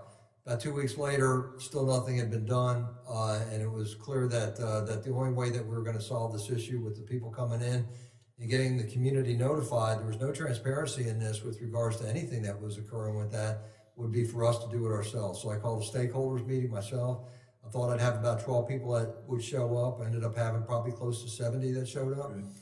We went around the room, everybody from faith-based leaders to hospital members to fire and rescue to, many three-letter agencies around the Beltway here. And we were able to put together a plan and do it, and then have a subsequent community meeting so that the citizens would know what to expect, what was coming in. So, in other words, everything that was handled that needed to be done was done at the local level with very little assistance until we had that community panel where they all came in, and then were able to, after we had already organized where we needed to go with that community panel, to then relay what was going to happen and how we were going to handle it. Fortunately, because we did that at the local level, we didn't have any issues of concern. Very good. Has anything improved since you had that community meeting with DHS? The process went well. We have very little contact with DHS. Have a lot of contact with our other federal partners, but we do not have very much contact with members of DHS. As long as I'm here, I will continue to work with the committee to find ways to instruct DHS to cooperate with local law enforcement officers. We all know the importance of information sharing. You also testified that even though Loudoun County is not a border county, you face many of the same issues as these border counties do. Can you elaborate and tell us how this open border policy is affecting your county, and even if you have some knowledge about some other counties around your area? I would say the most critical part of that is the fentanyl that's coming in. And I just saw recent stats. I think there was 115 million pills that were seized in 2023. There was up 71 million from the year before. Fentanyl deaths are impacting everybody throughout the country. We've seen, when I testified before a subcommittee a few weeks ago, I talked about the 9 fentanyl overdoses that we had from one particular high school, members of one particular high school in one area, within about a 3-week period. So we are seeing issues of concern, and we're seeing the fentanyl use by younger people. It's really concerning me that it's now going down to the teenage level, where before that we saw it between 25 and 35 years old. Now, then it was 20 to 25, now it's 15 to 20, 25, whatever. And it really does concern me that the age is dropping, and I would say that's the biggest impact that we're seeing from the open border policies and the constant influx of drugs that are permeating throughout the United States. Can you walk us through some of the challenges that's going on with local law enforcement as a part of this border mess that we have? And has this hurt your department's ability to recruit? I think we've actually done pretty good recruiting because we answer directly to the citizens that we serve. I think there's a lot of people that like that, being I'm an elected official rather than an appointed official. So we're in a position where we answer directly to them and aren't taking our direction from necessarily people that have other agendas that might want to try to impose that on us as law enforcement leaders. So our ability to recruit's actually gone pretty good.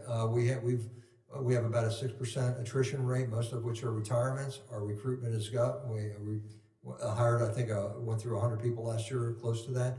So we're doing pretty good in the scope of things in comparison to surrounding areas. So I don't really have any personal complaints, but I do know that that's a problem that's impacting many of our law enforcement agencies in the area. Thank you, Mr. Chairman. I yield back. And thank you all again for being here today. The gentleman yields. I now recognize Ms. Ramirez from Illinois, and you're welcome to. Oh yeah, that's right. Thank you for the reminder. So ordered. Thank you. Yeah, I just want to make sure that we put in the profiles of the January 6 inmates into the record. So ordered, and you're welcome to introduce your guest if you'd like. Thank you, Chairman. My mother, who oftentimes many of you have heard of, was here for about an hour. I had to leave, but really grateful that she was here. As you know, she brought me here. She was pregnant when she crossed that border, and her daughter today is a member of Congress. So I wanted to make sure that she was in committee. Chairman, I want to thank you and Ranking Member and the witnesses that are here today for being here. And you know, I heard one of my colleagues say, look, the number one job for our officers is to put the bad people away, right? Not just the bad guys, because guys, girls, it could be anyone, and to protect our communities and make our communities safe. I agree with that. And after I've heard so many of your testimonies, it's clear to me that we all agree that we must strategically invest in community safety. I believe community safety is bigger than policing because it requires long-term preventive solutions with professionals that are trained in multiple disciplines, and that working together, officers and other trained professionals were able to address the root cause of violence. For years now, law enforcement has increasingly become the first responder and primary way that we address systemic problems. For example, increased global instability resulting in unprecedented numbers of refugees needing urgent resettlement support, as Sheriff Chapman mentioned occurred in Loudoun County, to unaddressed issues that undermine school safety, as Deputy Commissioner Mays noted, is a priority in Tennessee. We have overburdened our public servants with tasks and crises that they're not equipped to confront, which makes them and our communities, right, less safe. And I believe as we're talking about where we are in this precise moment, I think we can restore balance in public safety ecosystem by investing in initiatives that allow professionals to respond to the crisis that they were trained to confront, not mental health crisis. President Bryant, I appreciate you noting how public health and safety require a comprehensive, non-judgmental, pragmatic, evidence-based approach that includes violence prevention measures. So I wanted to ask you, how would increasing the role of community members, healthcare providers, and other trained professionals in public safety response affect police departments? Thank you so much. Public safety is the responsibility of all citizens involved. And so when and I agree that law enforcement, primarily police, are typically the first responders to almost every given incident, which overburdens the profession. But allowing the community to play a significant part is very beneficial to what we do. Incorporating other professions in what we do, as stated in the space of mental health, I think will help us tremendously. Thank you, Mr. Bryant. You know, Chicago, I represent, I believe, one of the greatest cities in the world, Chicago, and it's been working to right-size the role of police. It's been redesignating some of the overwhelmingly amount of public health and service work delegated to the police department back to community partners and trained professionals. The Chicago Police Department reported that in 2019, its officers had to respond to over 40,000 calls with a mental health component of some case. And it's generated obviously deep frustration among officers who feel that they're required to respond to social and medical problems for which they're not trained, and that mental health systems should be managing those instead. So to address this, Chicago has started a treatment, not trauma pilot that has counselors responding to 911 mental health calls instead of having to call the police. And one organization using this model has reported that they have not needed police presence for over 94% of those calls. That means that those officers that would have had to respond to those calls can actually address the issues of crime, of violence. And because of community intervention programs, my own district has seen a 50% reduction in shootings and homicides. So as I think about that, and I think about our officers, one of the things that I want us to think about is how do we make sure that you have the resources you need, the partners you need to do this work, and that you are able to put the bad guys and the bad women behind bars while focusing on also protecting our communities. That's why, to me, as we talk about Police Week, I want to make sure that we continue to incorporate community policing and partnerships so that we do what we all care about. Reduce crime, and have communities that are safe. With that, Chairman, I yield back. Gentlelady yields back. I now recognize myself for 5 minutes of questioning. Thank you all for being here today. And I thank the ranking member and the Chairman, Green, for holding this hearing. President Bullock, I want to start with you about recruitment retention. In your testimony, you discussed how your department is 700 officers short of where staffing should be. One of the reasons you attribute this shortage was the city of Austin's defunding the police department by $150 million. As you mentioned, in Austin's case, political posturing has led to the defunding of countless police departments across the United States, which has increased crime and eroded public safety. Austin continues to be one of America's fastest growing cities. As this growth continues, what do you foresee will be some of the impacts of rising crime on economic development and quality of life for city residents in Austin? I think we're already seeing it, quite honestly. I've had a number of discussions with business owners that are involved in recruiting new businesses to come to Austin, to come to Texas, and public safety is one of their biggest issues. And people have opted not to come to Austin because of the issues that we have seen, in particular with crime and as it relates to a lot of homeless issues and various other things, but in particular enforcement and public safety is the number one factor that businesses take into account. And we're now starting to see people choose not to come to Austin because of the environment that's been created. And these are not just small businesses, these are pretty sizable companies as well, right? Correct, yeah, they're businesses of all size. They are still like new startups, but also significant companies as well. What has the impacts of the defunding department had on officer morale and recruitment and retention?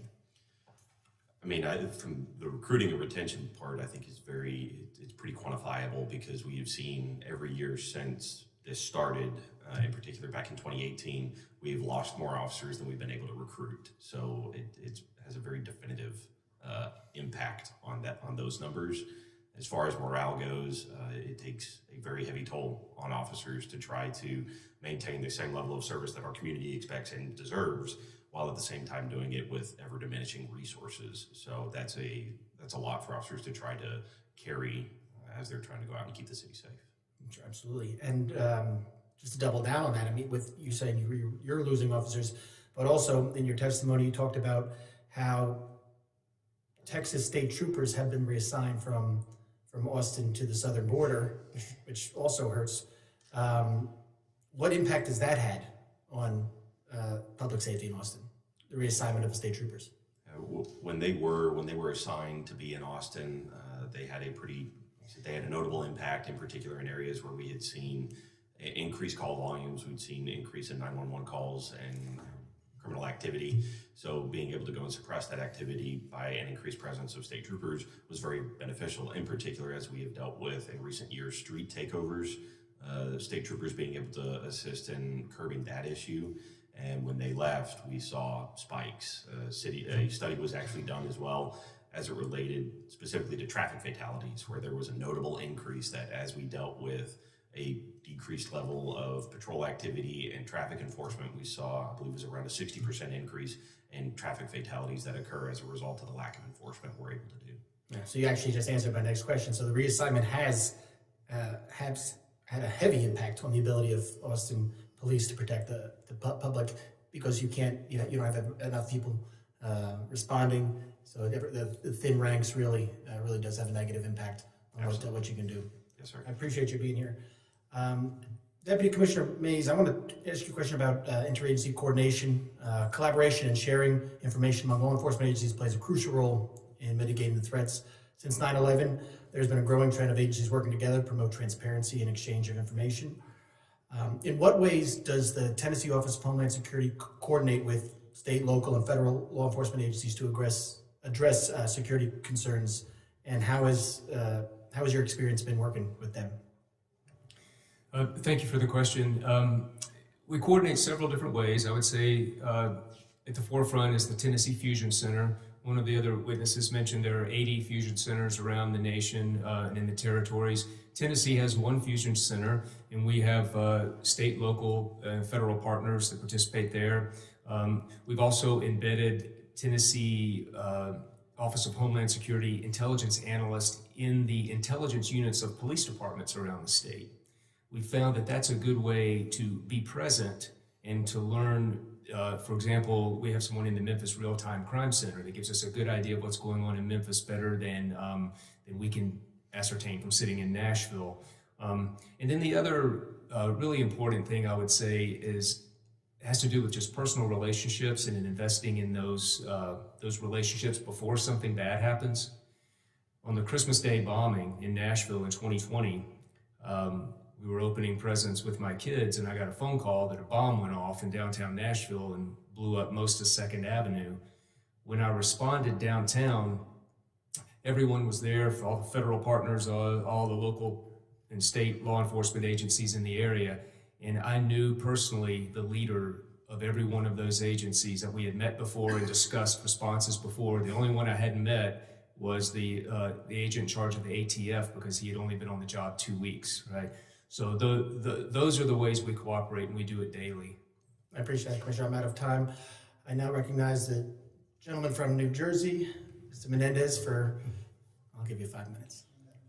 Thank you, Chairman. I'd like to begin by thanking our witnesses for being here this morning and for the work you and all of your colleagues do every single day to keep our communities safe. And this week, and in this committee, I want to focus on some of the bipartisan things that we've been able to achieve in this Congress. And some of it thanks to our cyber subcommittee led by Chairman Garbarino and Ranking Member Swalwell. Deputy Commissioner Mays, during your testimony, you touched on the importance of collaboration in responding to cyber-related incidents. How does Tennessee Homeland Security support capacity-building efforts to ensure that state and local agencies have the resources and expertise to effectively respond to cyber-related incidents? Thank you for that question, and it's many people already know we are in a cyber conflict right now with nation-state actors. There are cyber attacks, ransomware attacks every day. We partner with the federal government, CISA.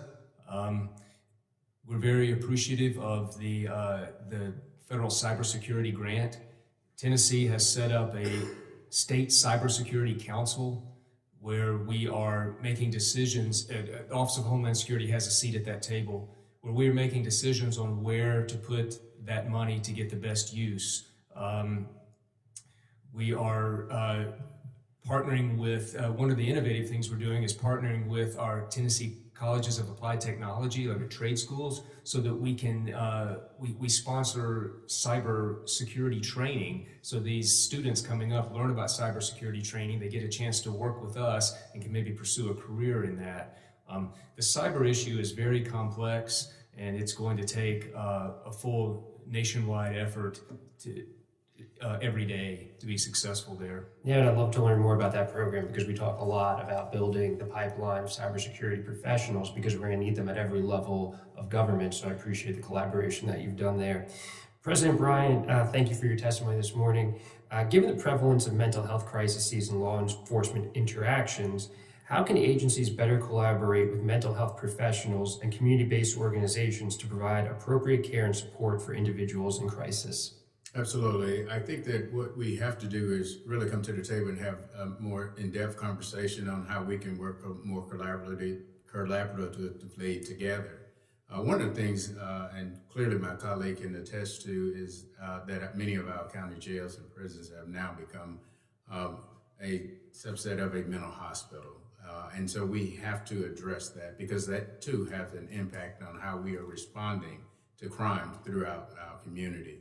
And so having the ability to come together and come up with a more in-depth way to respond to the community will be beneficial. I think it'd also be helpful for you as well to continue your primary function by shifting some of those responsibilities away to either community-based organizations or people who are trained professionals in the mental health space. Would you agree with that?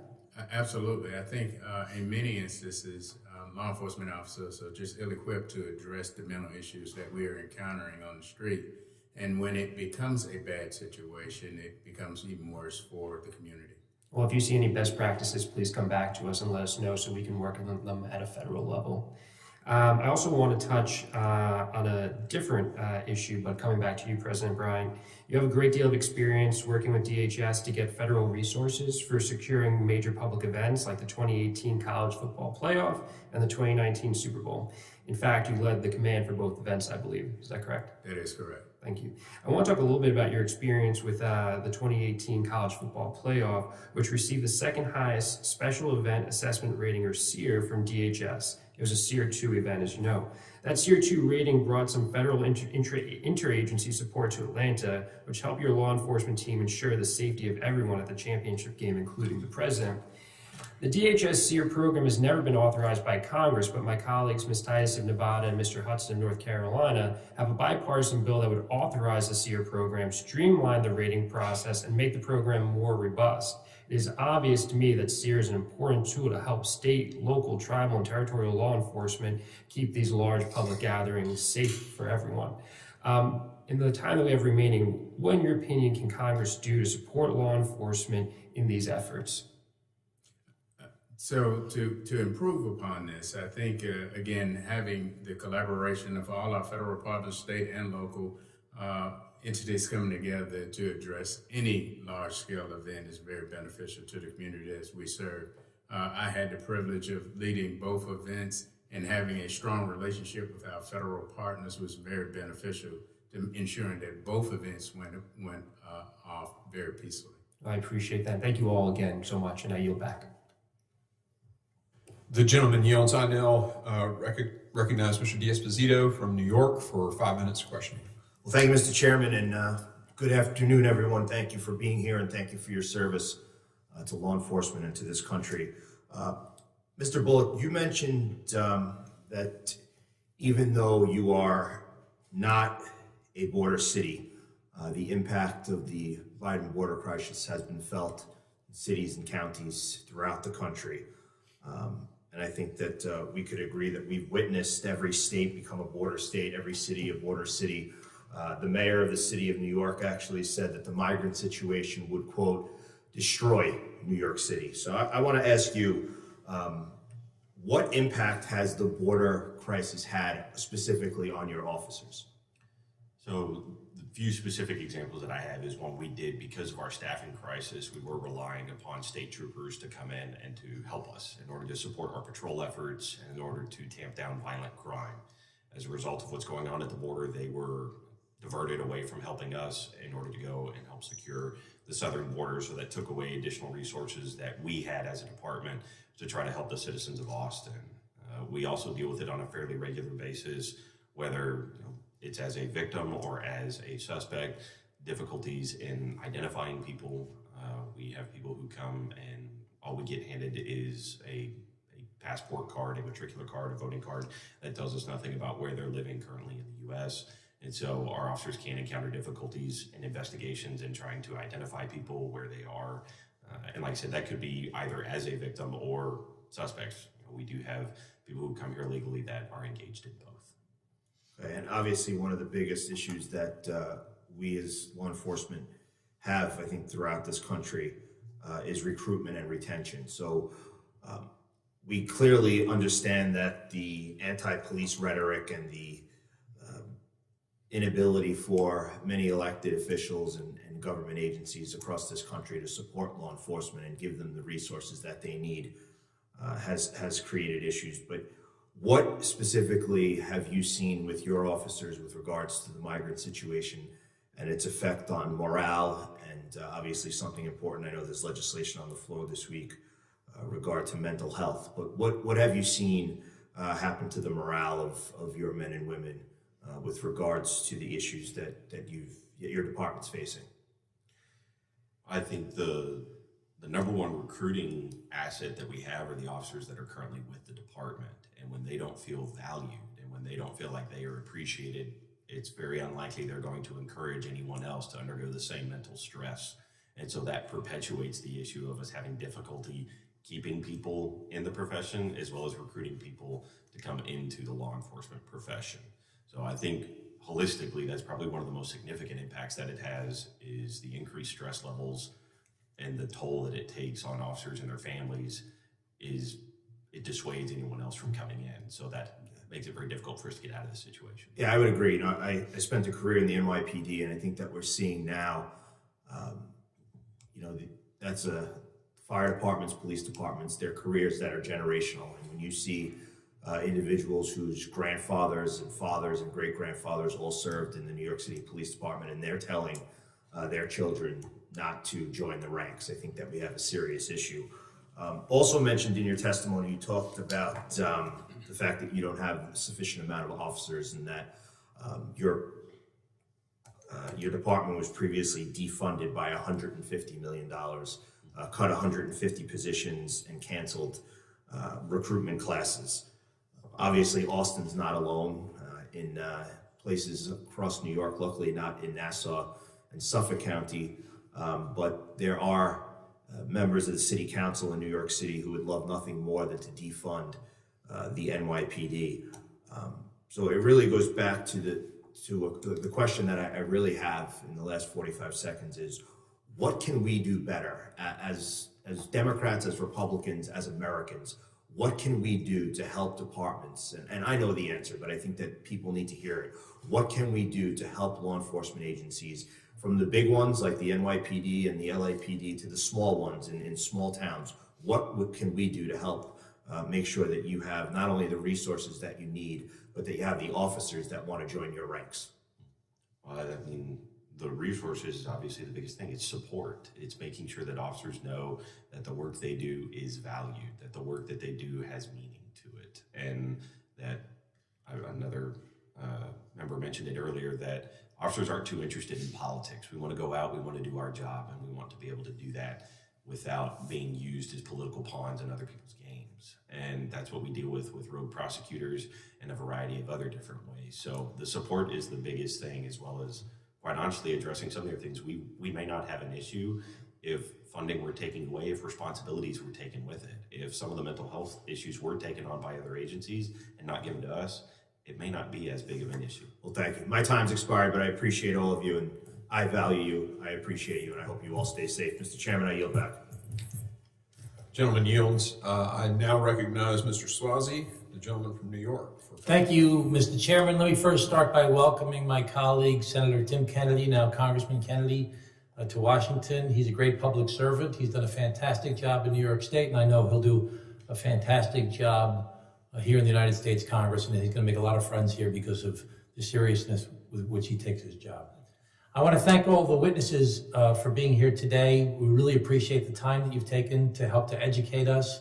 I know you listened to a lot of this stuff back and forth, and you wonder what makes sense, because people are just trying to score political points on both sides of this. And we've got to start working together more to try and solve the problems we face in our country. And we've really got to all support law enforcement. I was the mayor of a small city, my hometown of Glen Cove, and I was the county executive of Nassau County, where I oversaw the 11th largest police force in the United States of America, where we reduced the crime rate to the lowest of any community in the nation, over 500,000 people.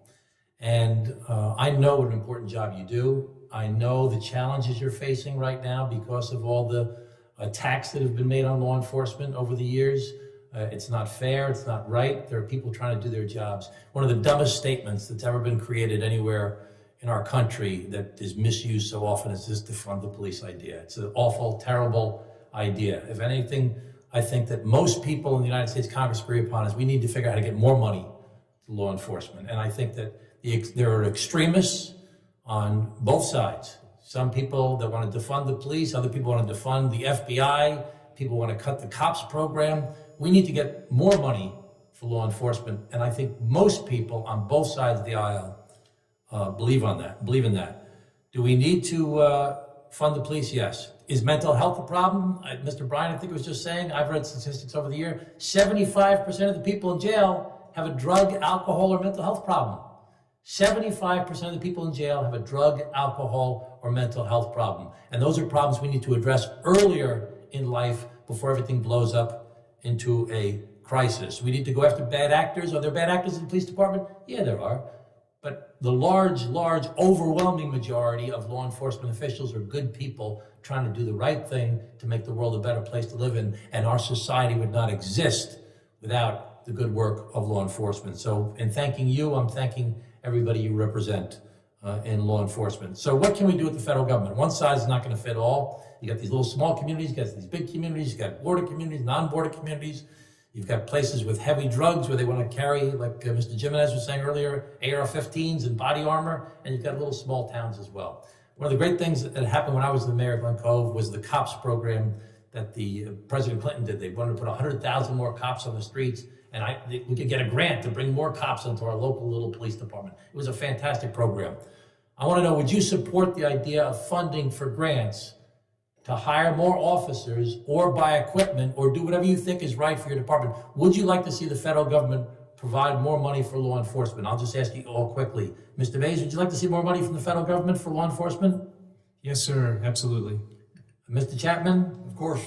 Mr. Bullock? Absolutely. Mr. Bryant? Yes. We all agree. Everybody agrees. We need more money from the federal government for law enforcement.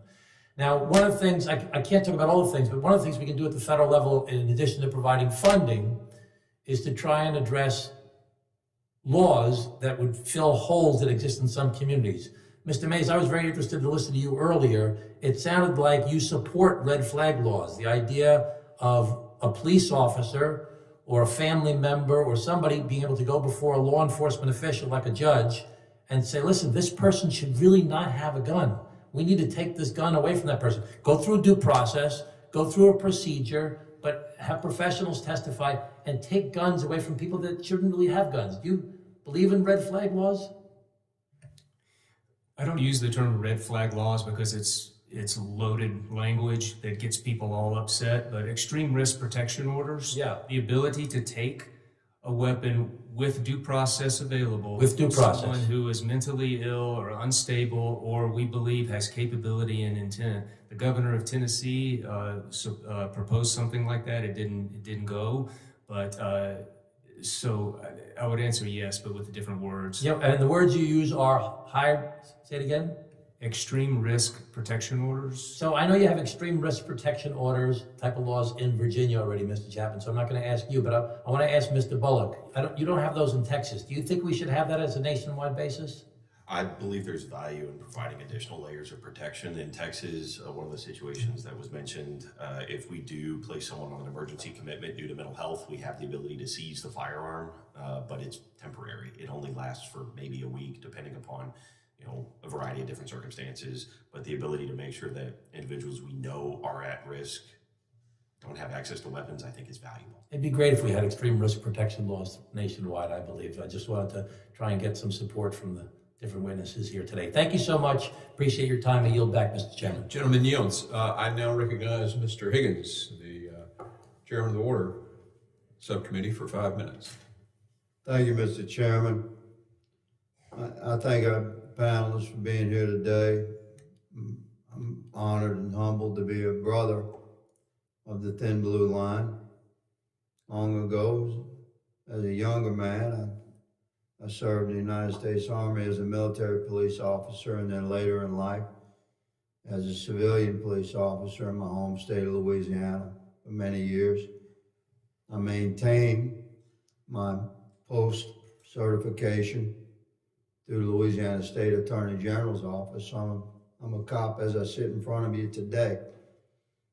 This is a week in Washington, D.C., this bizarre realm of Washington, D.C., where there's a great cacophony of support across the political spectrums for law enforcement. That you'll hear, political testimony and agenda-driven questions like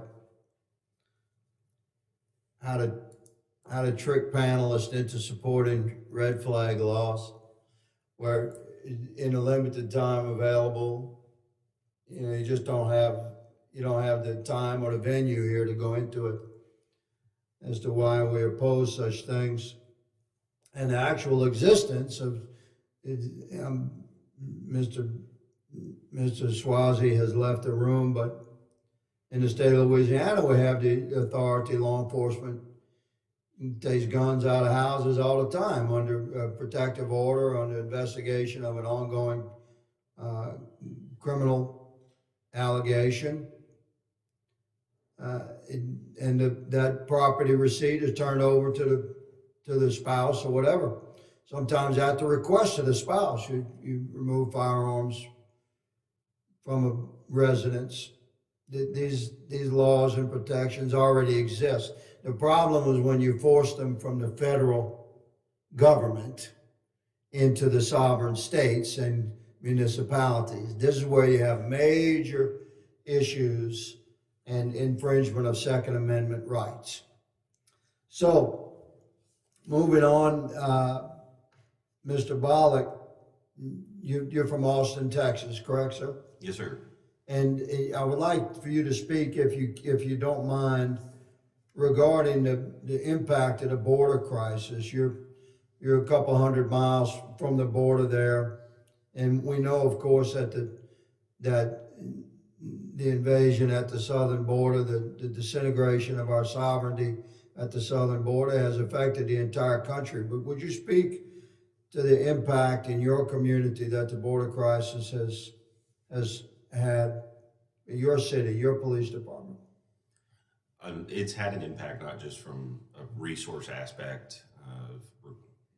Our population continues to grow through a variety of different circumstances, but we've relied upon the state to help us, and the state's resources have had to be diverted to the southern border. We also have issues when it comes to identifying individuals, when it comes to following up, when people report crimes or when people commit crimes. What about response to complaints, 911 calls, response times? They continue to go up. We've struggled with that for several years now. So your citizenry that's accustomed to having access to police assistance for things like domestic disturbances, break-ins, burglaries, etc., suspicious people on their property, things of that nature, are they having to wait because your officers and your deputies in your community are doing other stuff?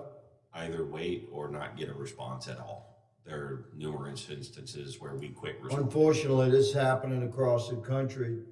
Sheriff Chapman, would you, in my remaining 30 seconds, sir, would you touch on the impact of the cartel pipelines, human trafficking, and drug trafficking into your community? I would say that, as I mentioned before, the biggest problem that we've seen there is the fentanyl problem, which is impacting us, starting to impact our community at younger ages, and I think that's the biggest aspect that's represented by the open borders there, with an increase in that. So we are starting to see that. I think our crime rate's starting to tick up a little bit. We're still doing pretty good in our particular area, but it does concern me. The open borders and the impact that's having across the country certainly is more significant, but in our community, we're still doing pretty well. Thank you, Sheriff. Mr. Chairman, my time has expired. Gentleman yields. I now recognize Mr. Kennedy, the gentleman from New York, for 5 minutes of questioning. Thank you very much.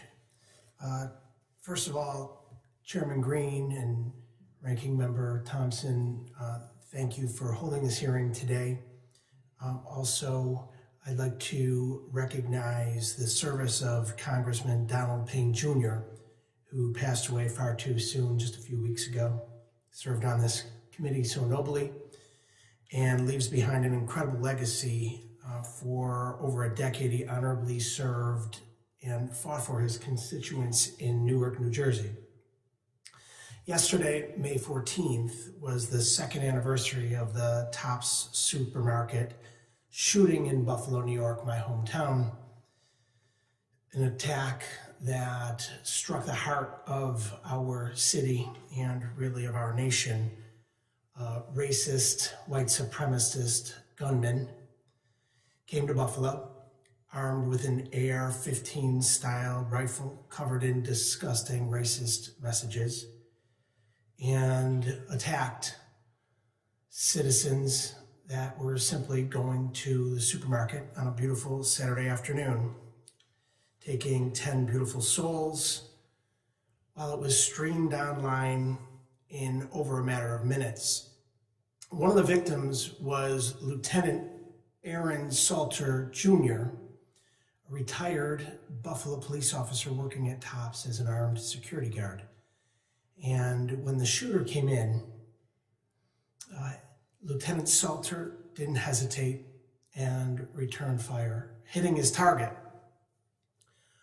But because of the enhanced body armor, the shooter was unharmed and murdered Lieutenant Salter. Lieutenant Aaron Salter Jr.'s courageous actions bought precious seconds for store patrons and employees to escape, saving lives at the expense of his own. And he serves as a true testament to the sacrifices that police officers make for their communities, and we're grateful for his historic actions. I also want to recognize all law enforcement, this being National Police Week. As the grandson of a Buffalo police officer myself, I recognize the sacrifices that families make on a daily basis as their loved ones go off and put themselves in harm's way. I want to talk about enhanced body armor. And I have questions for our panelists, and I thank the panelists for your testimony today and your lifelong commitment to protecting our streets across this country. As I described the situation that played out in Buffalo just over 2 years ago, we know that Lieutenant Aaron Salter Jr. died a hero and embodied everything that police officers across the nation stand for. He used his training to help others. Because of that body armor, he was unable to stop the perpetrator in that moment.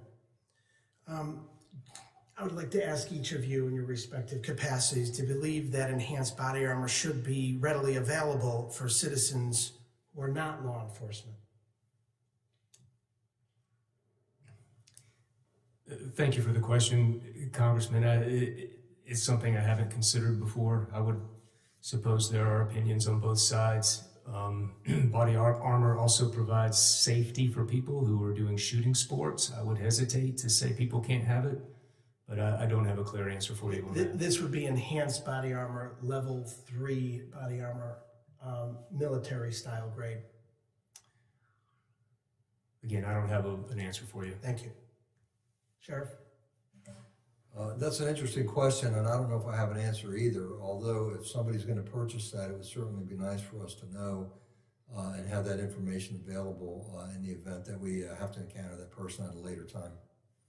Thank you. I'm kind of we're all in a similar boat, I'm going to imagine, where it's not a question that's yet been posed. We're here obviously to protect people's rights and their ability to purchase what is legal for them to do so, but obviously it's concerning when it impedes our ability to enforce the law. So I think there's a balance that has to be found in all of I would agree that more conversation would need to be had as it relates to it. It is concerning when people can use that level of equipment in a criminal act. I yield my time. Thank you. Gentleman yields. I now recognize the chairman of the Counterterrorism Subcommittee, Mr. Pfluger, the gentleman from Texas, for 5 minutes of questioning. Thank you, Mr. Chairman, and as well as the Law Enforcement Subcommittee. And especially this week, I want to say thank you to all those who serve, Sheriff, and all of you in your respective jobs as part of the law enforcement community. Thank you. I think one of the reasons that we're having this hearing is to express our appreciation, to make sure that even in some communities where law enforcement may not feel as appreciated, and Mr. Bullock, I'll talk to you about that specifically in Austin, Texas, what we want to do today is to say thank you across the nation to our law enforcement personnel, to the families that support them and allow them to put that uniform on every single day to protect and serve. And I know that when I spoke to our sheriff's department and police department, those that are DPS troopers, just on Monday, that's exactly what I told them was thank you for the service that you all do. Mr. Bullock, I'll start with you. We have a tragedy of untold and immeasurable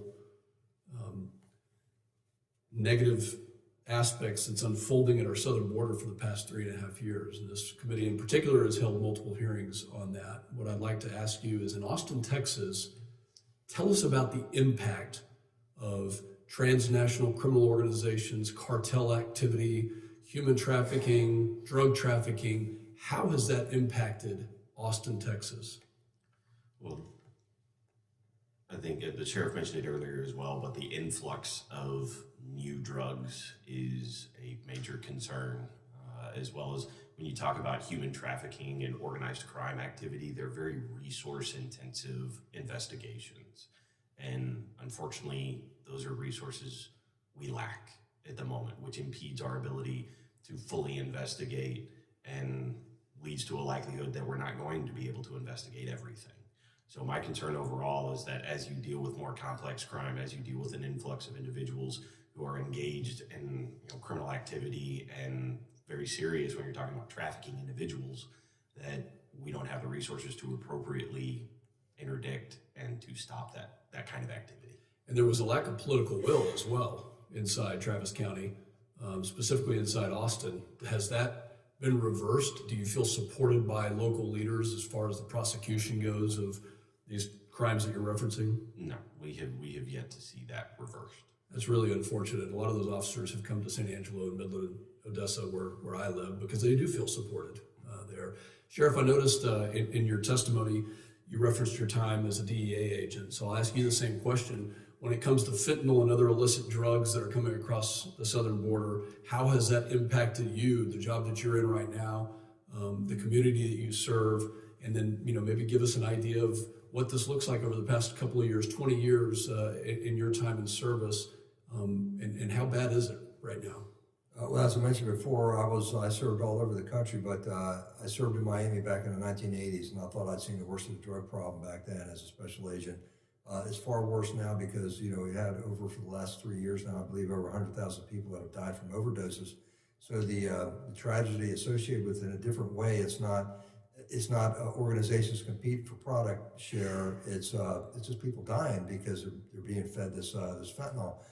I can tell you that in Loudoun County, we're very proactive. We've had several fentanyl forums. We're out there all the time. We're working with the schools. We're doing everything that we can.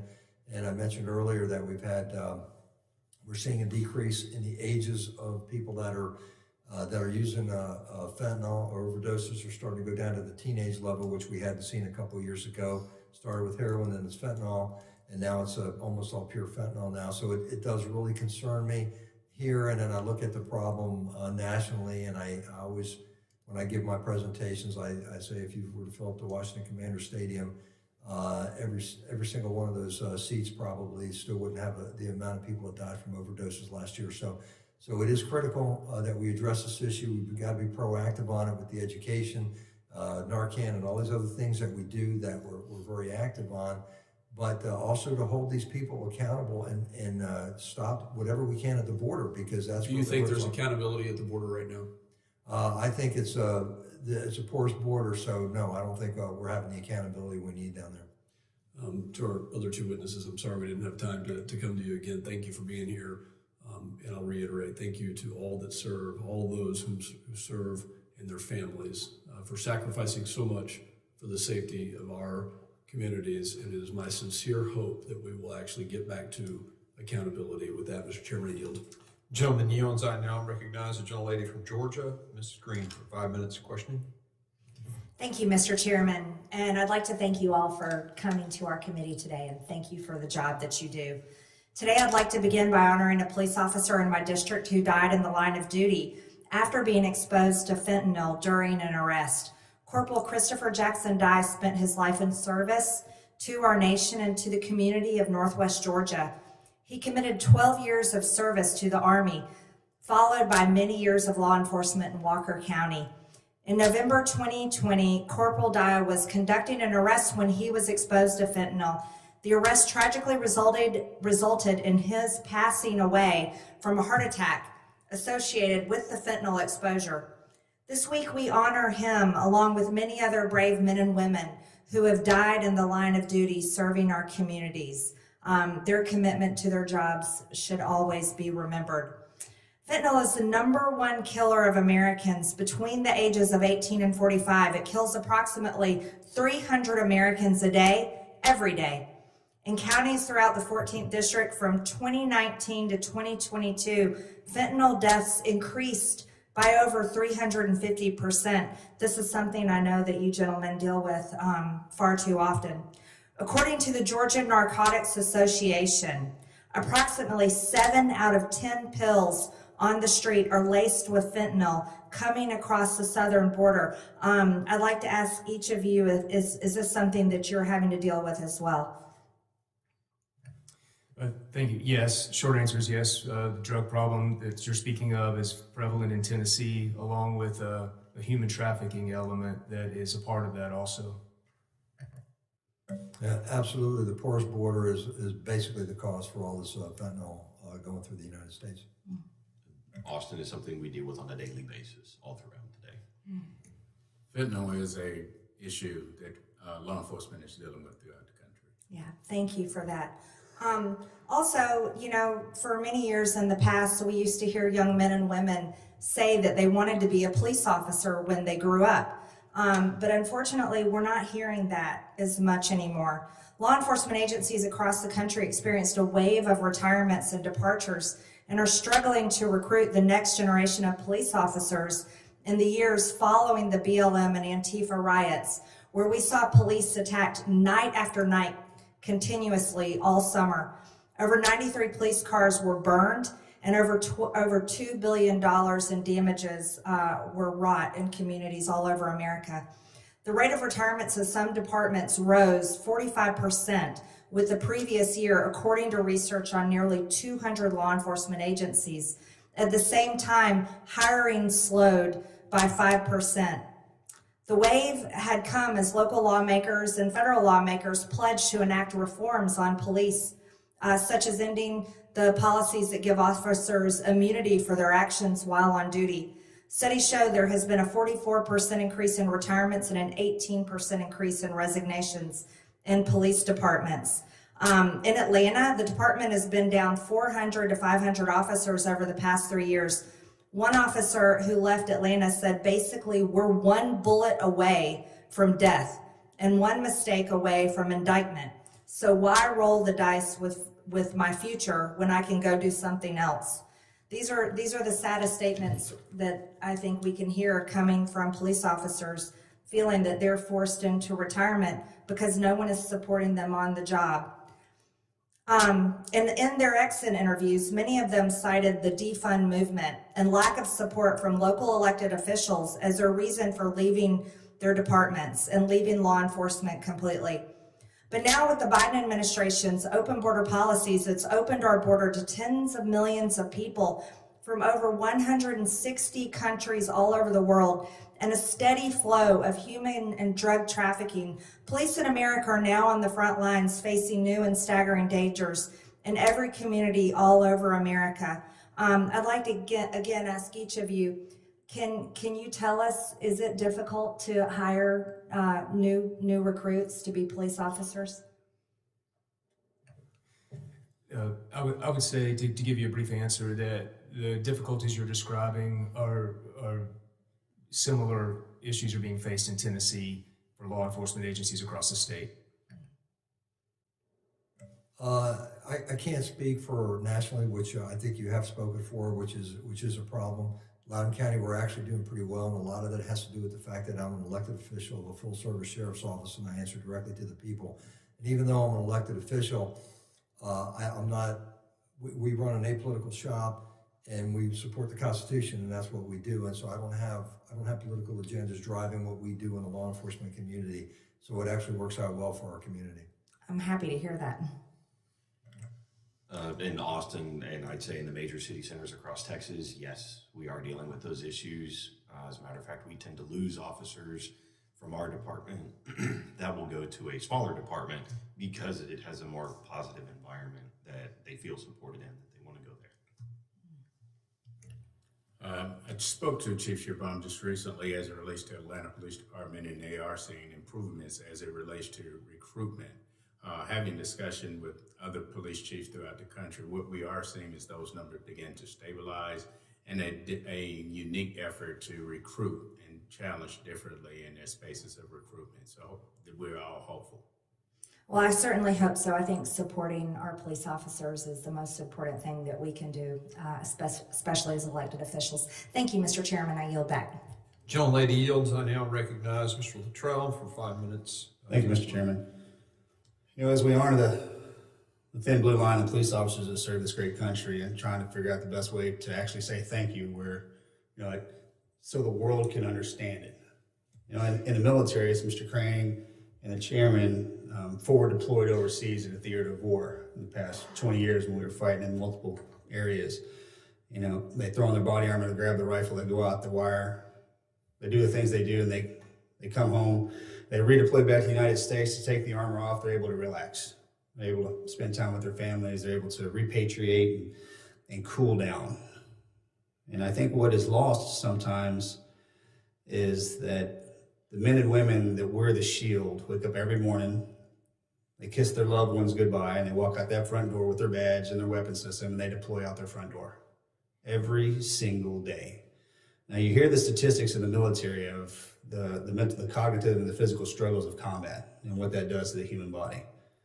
And those are 6 months at a time. And over a period of 10 to 20 years, you do multiple deployments, 5, 6, 10, and then you're expected to come back, and there's a healing process. There's no off-ramp for the law enforcement officers. 10, 20, 30, 40 years, you deploy out your front door every single day to every single conflict in your area. You know the most astonishing thing that most people don't realize either is every single person, 330 million people in the continental United States have your phone number. My 7-year-old son has your phone number. And if something goes wrong, he's going to call you, and you will respond. And I think what has happened is the narrative has changed that in a way that law enforcement has in some way become the bad guys and girls. And it breaks my heart to say that. And I don't believe that, but it's just something that it kind of resonates in the media and the social media and the platforms that you see and the defunding police. And how did this happen? Everybody has a bad actor. Everybody has a bad day. People do stupid things. And do you blame the entire establishment for a bad day at the office? You know, that's you see that debated in this committee here today and in Congress and in your local law enforcement agencies. But I think we need to take a step back at the American public and understand that the thin blue line is something that's very real. It's those men and women that no matter the circumstances, no matter what you see every day, no matter what you hear, no matter what you feel in your heart. You know how amazing it would be if you could take your eyes out of your head and put it in the American public's eyes, in your ears, in your heart, and say, now you see what I see. Now you hear what I hear. Now you feel what I feel. And I'm coming for you to help you regardless. And you may hate me every second of the way, but I'll be there for you. And it's just tragic in a way that law enforcement should be the most revered asset in our nation, because you're there to save our lives. You're there to do the things that most people don't want to do. You go running in that direction. And that's the best way I can say thank you. I hope it resonates with you. I don't have any questions for you. As it'll always get worse before it gets better. And the only thing that I ask is you don't leave. You don't walk away from us. As hard as it gets, and the funding goes up and down, and people do the things that they do. But every time you go home and you see your loved ones and your kids, and you say, man, this is the worst day of my entire life, get up the next morning and go, I'm going to do it again. Because if you don't, I don't even know where to go with that. But God bless each and every one of you, and thank you. I yield back, sir. Gentleman yields. This fun transition, I now recognize myself for 5 minutes. We want to thank all of you again for being here. Sincere gratitude for what you do, what you believe in, the rule of law, the services that are provided to this country, what you represent. We honor your courage. We honor those who have lost their lives doing what I can't imagine. You know, it's one thing to leave your family for extended periods of time. It's another thing to leave your family knowing when you walk out that door whether or not that day's circumstances would allow you to re-enter that family dynamic. This week, of course, we're recognizing law enforcement and police during Police Week, and we acknowledge these challenges. And our nation is facing a crisis because of a culture of lawlessness that's been advanced because of a belief system that's taken hold. And it's a rebellious type atmosphere that highest leaders of our country are bolstering, because we're not in solidarity standing up for respect of authority, respect of the rule of law. And we see this, with the defund the police movement that's, just wreaking havoc. It's as I listened this morning, you all talking about your recruitment, lack of ability to encourage for just the loss of morale, knowing that people from the highest positions of authority have your back.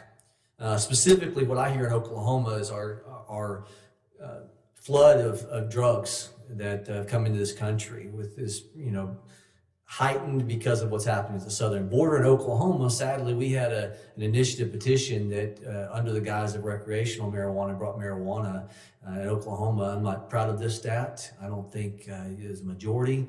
You will find there's pride in this of Oklahomans, but we export more marijuana than any other state because of this ballot initiative that came in. And it's the tie then for the cartel seizing upon that and sending drugs into our state. So let me do this. For Sheriff Chapman and President Bullock, how has this problem of drugs flowing in affected you and what you're seeing? We had to address the community directly with regards to the overdoses that we saw at the school. We had 9 overdoses in a period of about 3 weeks of students that were affiliated or the students at the school, 4 of which happened in the school, 3 of which required Narcan, 2 of which required CPR, so it was quite serious. And what we find is that there's a reluctance to try to get that information out. We did our own press release, and it caused a little bit of a stir, but what that did was it really prompted Governor Youngkin to immediately put an executive order and requiring a 24-hour notification of 2 parents of that school in the event that somebody overdosed. That was then later put forward as legislation, and it didn't really pass the way it should have passed with the 24-hour notification, which was actually taken out, which was the whole purpose of the bill. But it does impact us in the sense that, as I mentioned earlier, we're seeing younger people doing this. We want to protect our children. We want to make sure we got a safe community.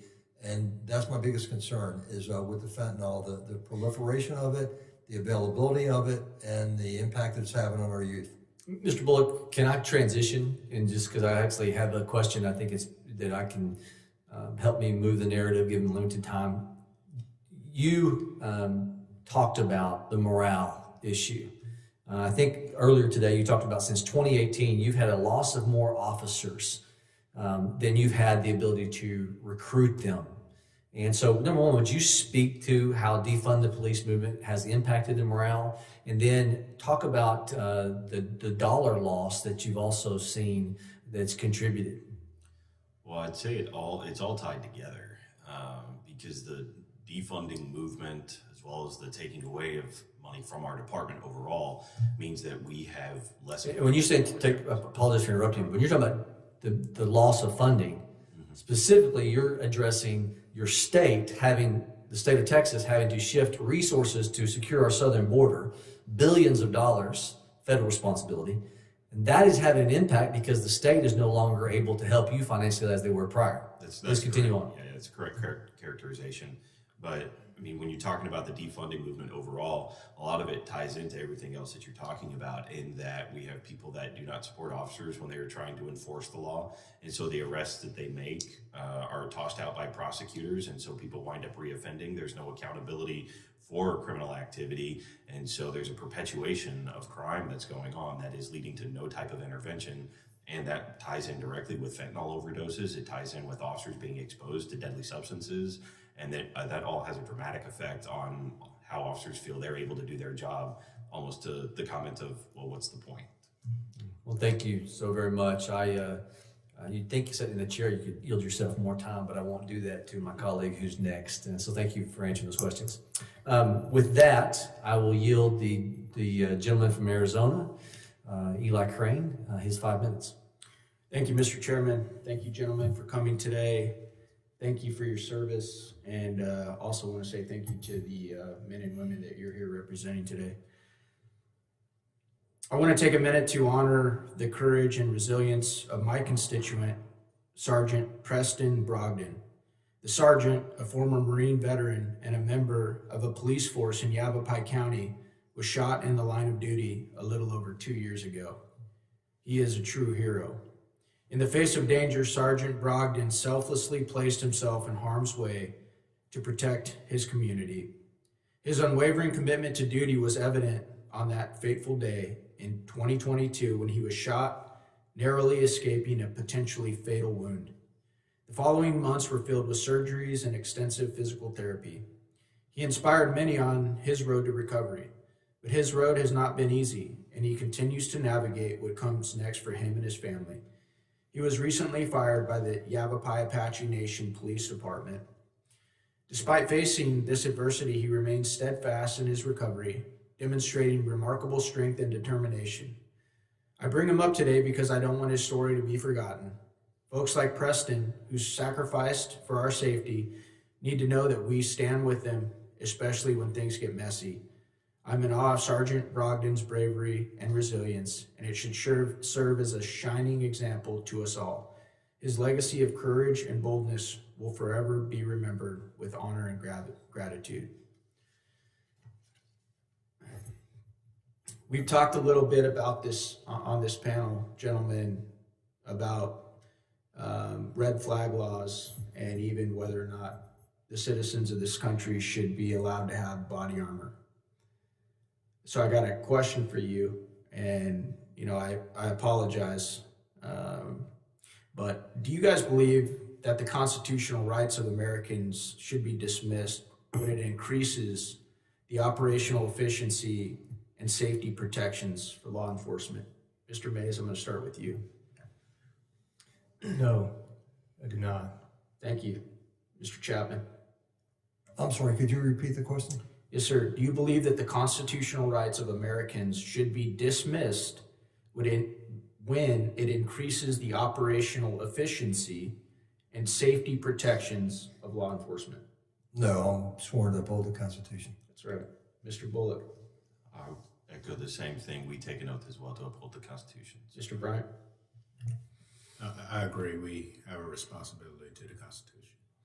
The reason I bring that up is because I constantly hear arguments, usually coming from the other side, and though often I think they're well-intended, it's this constant push-pull that we deal with up here, whether we're talking about firearms, whether we're talking about body armor, which I heard about today, or whether we're talking about FISA and whether or not that whole system should be reformed. And so I want to challenge you, gentlemen, as I thanked you earlier for your service, to make sure that we're not, as subject matter experts and people that are often leaned on for their advice when it comes to protecting American citizens, that we hold that those constitutional rights paramount, even though at times it makes it harder for you to do your job. And I want to yield back. Thank you, Mr. Chairman. The gentleman yields. I now recognize Ranking Member Thompson for closing remarks. Thank you very much, Mr. Chairman. Let me thank our witnesses for your expert testimony. I think what you do every day reflects very clearly in what you shared with us. I can say that for the Democrats on this committee, we've never ever voted against law enforcement. The nonprofit program for churches and houses of worship, legislation we promoted. And we started off with just synagogues, but then we made it available to mosques and just other houses of worship in general, because we have a fundamental belief that in America, everyone ought to be safe. And whether I'm a Muslim or a Jew or a Christian, in our mind, you should be safe. The other thing is the training that was talked about today is absolutely essential. In addition to being a hunter, I'm a volunteer fireman. I used to show up on scenes in mutual aid, and the equipment that we had didn't match the equipment that the department we were backing up. Sheriff, I know you can appreciate this. We used to have frequencies that certain departments would have that the others didn't have. And so we've come a long way, especially after 9/11. We've said that first responders have to have the ability to communicate. So if it's the police, fire, or whomever, they should be talking to each other. The public expects and assume that that's what's happening anyway.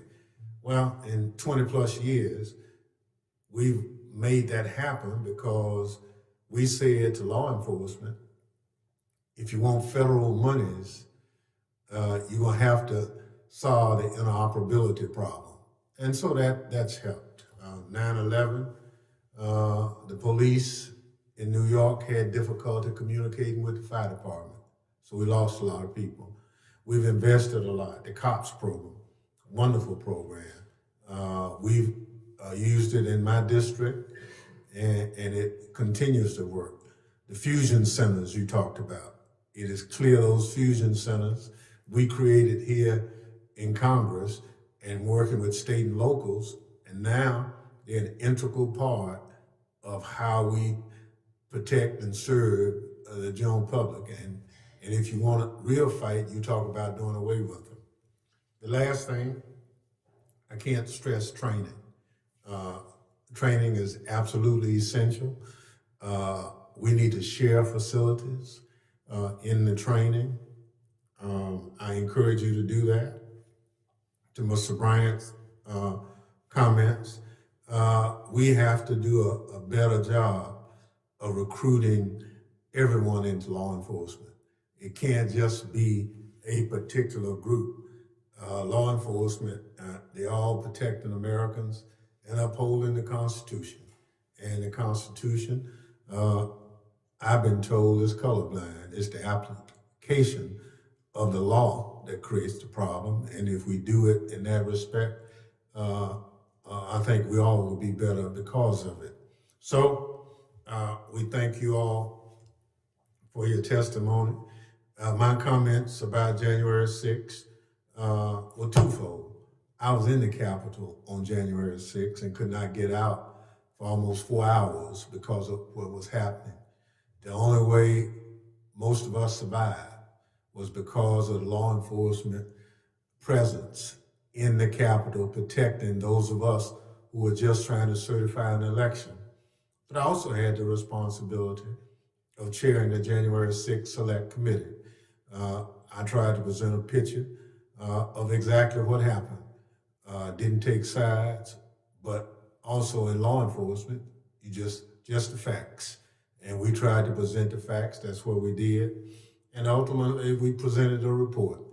I take issue that people who break the law, I don't care who they are, they're not hostages, they're crooks, they're felons, and if they're so adjudicated, then they go to jail, plain and simple. So apart from that, again, let me thank the witnesses for your expert presentation, and if we have any questions, we'll submit them for your response. Thank you much. And the gentleman yields. Now for the chairman's closing remarks. Let me just say again, thank you on behalf of the committee for your time, and thank you again for what you represent. I think most of us see, I heard it even recently, in the last few moments, the rule of law, respect for authority. I heard an interesting statistic this last weekend, and I read it actually. American First Policy Institute has a quote, a commentary about the likelihood, and just falling under the thought pattern of respect of authority. Even on the microcosm of family dynamics, that fatherlessness in homes produces 20 times more likely in incarceration. Somebody's going to do something that would lead to incarceration, some crime. 70% of those that are addicted to drugs come from a fatherless home. And so we have a cultural shift that has to happen in this country from the lowest level of us teaching within our family dynamics about respect of authority, understanding and authority doing what authority should. Number one, to love those people within that family, showing them responsibility, and then in return, the children then respond with the respect of authority. So we've got a cultural dynamic that has to change in America. And I'm convinced of those of us that have the platform, support for law enforcement begins in the family first. I think you all deal with that day after day. And for those who are having to deal with the after effects of a culture that's missing the mark on this, thank you for what you do. Thank you for your brother and sister in arms that paid the ultimate sacrifice. With that, the members of this committee have some additional questions for the witnesses. We would ask the witnesses to respond to these in writing.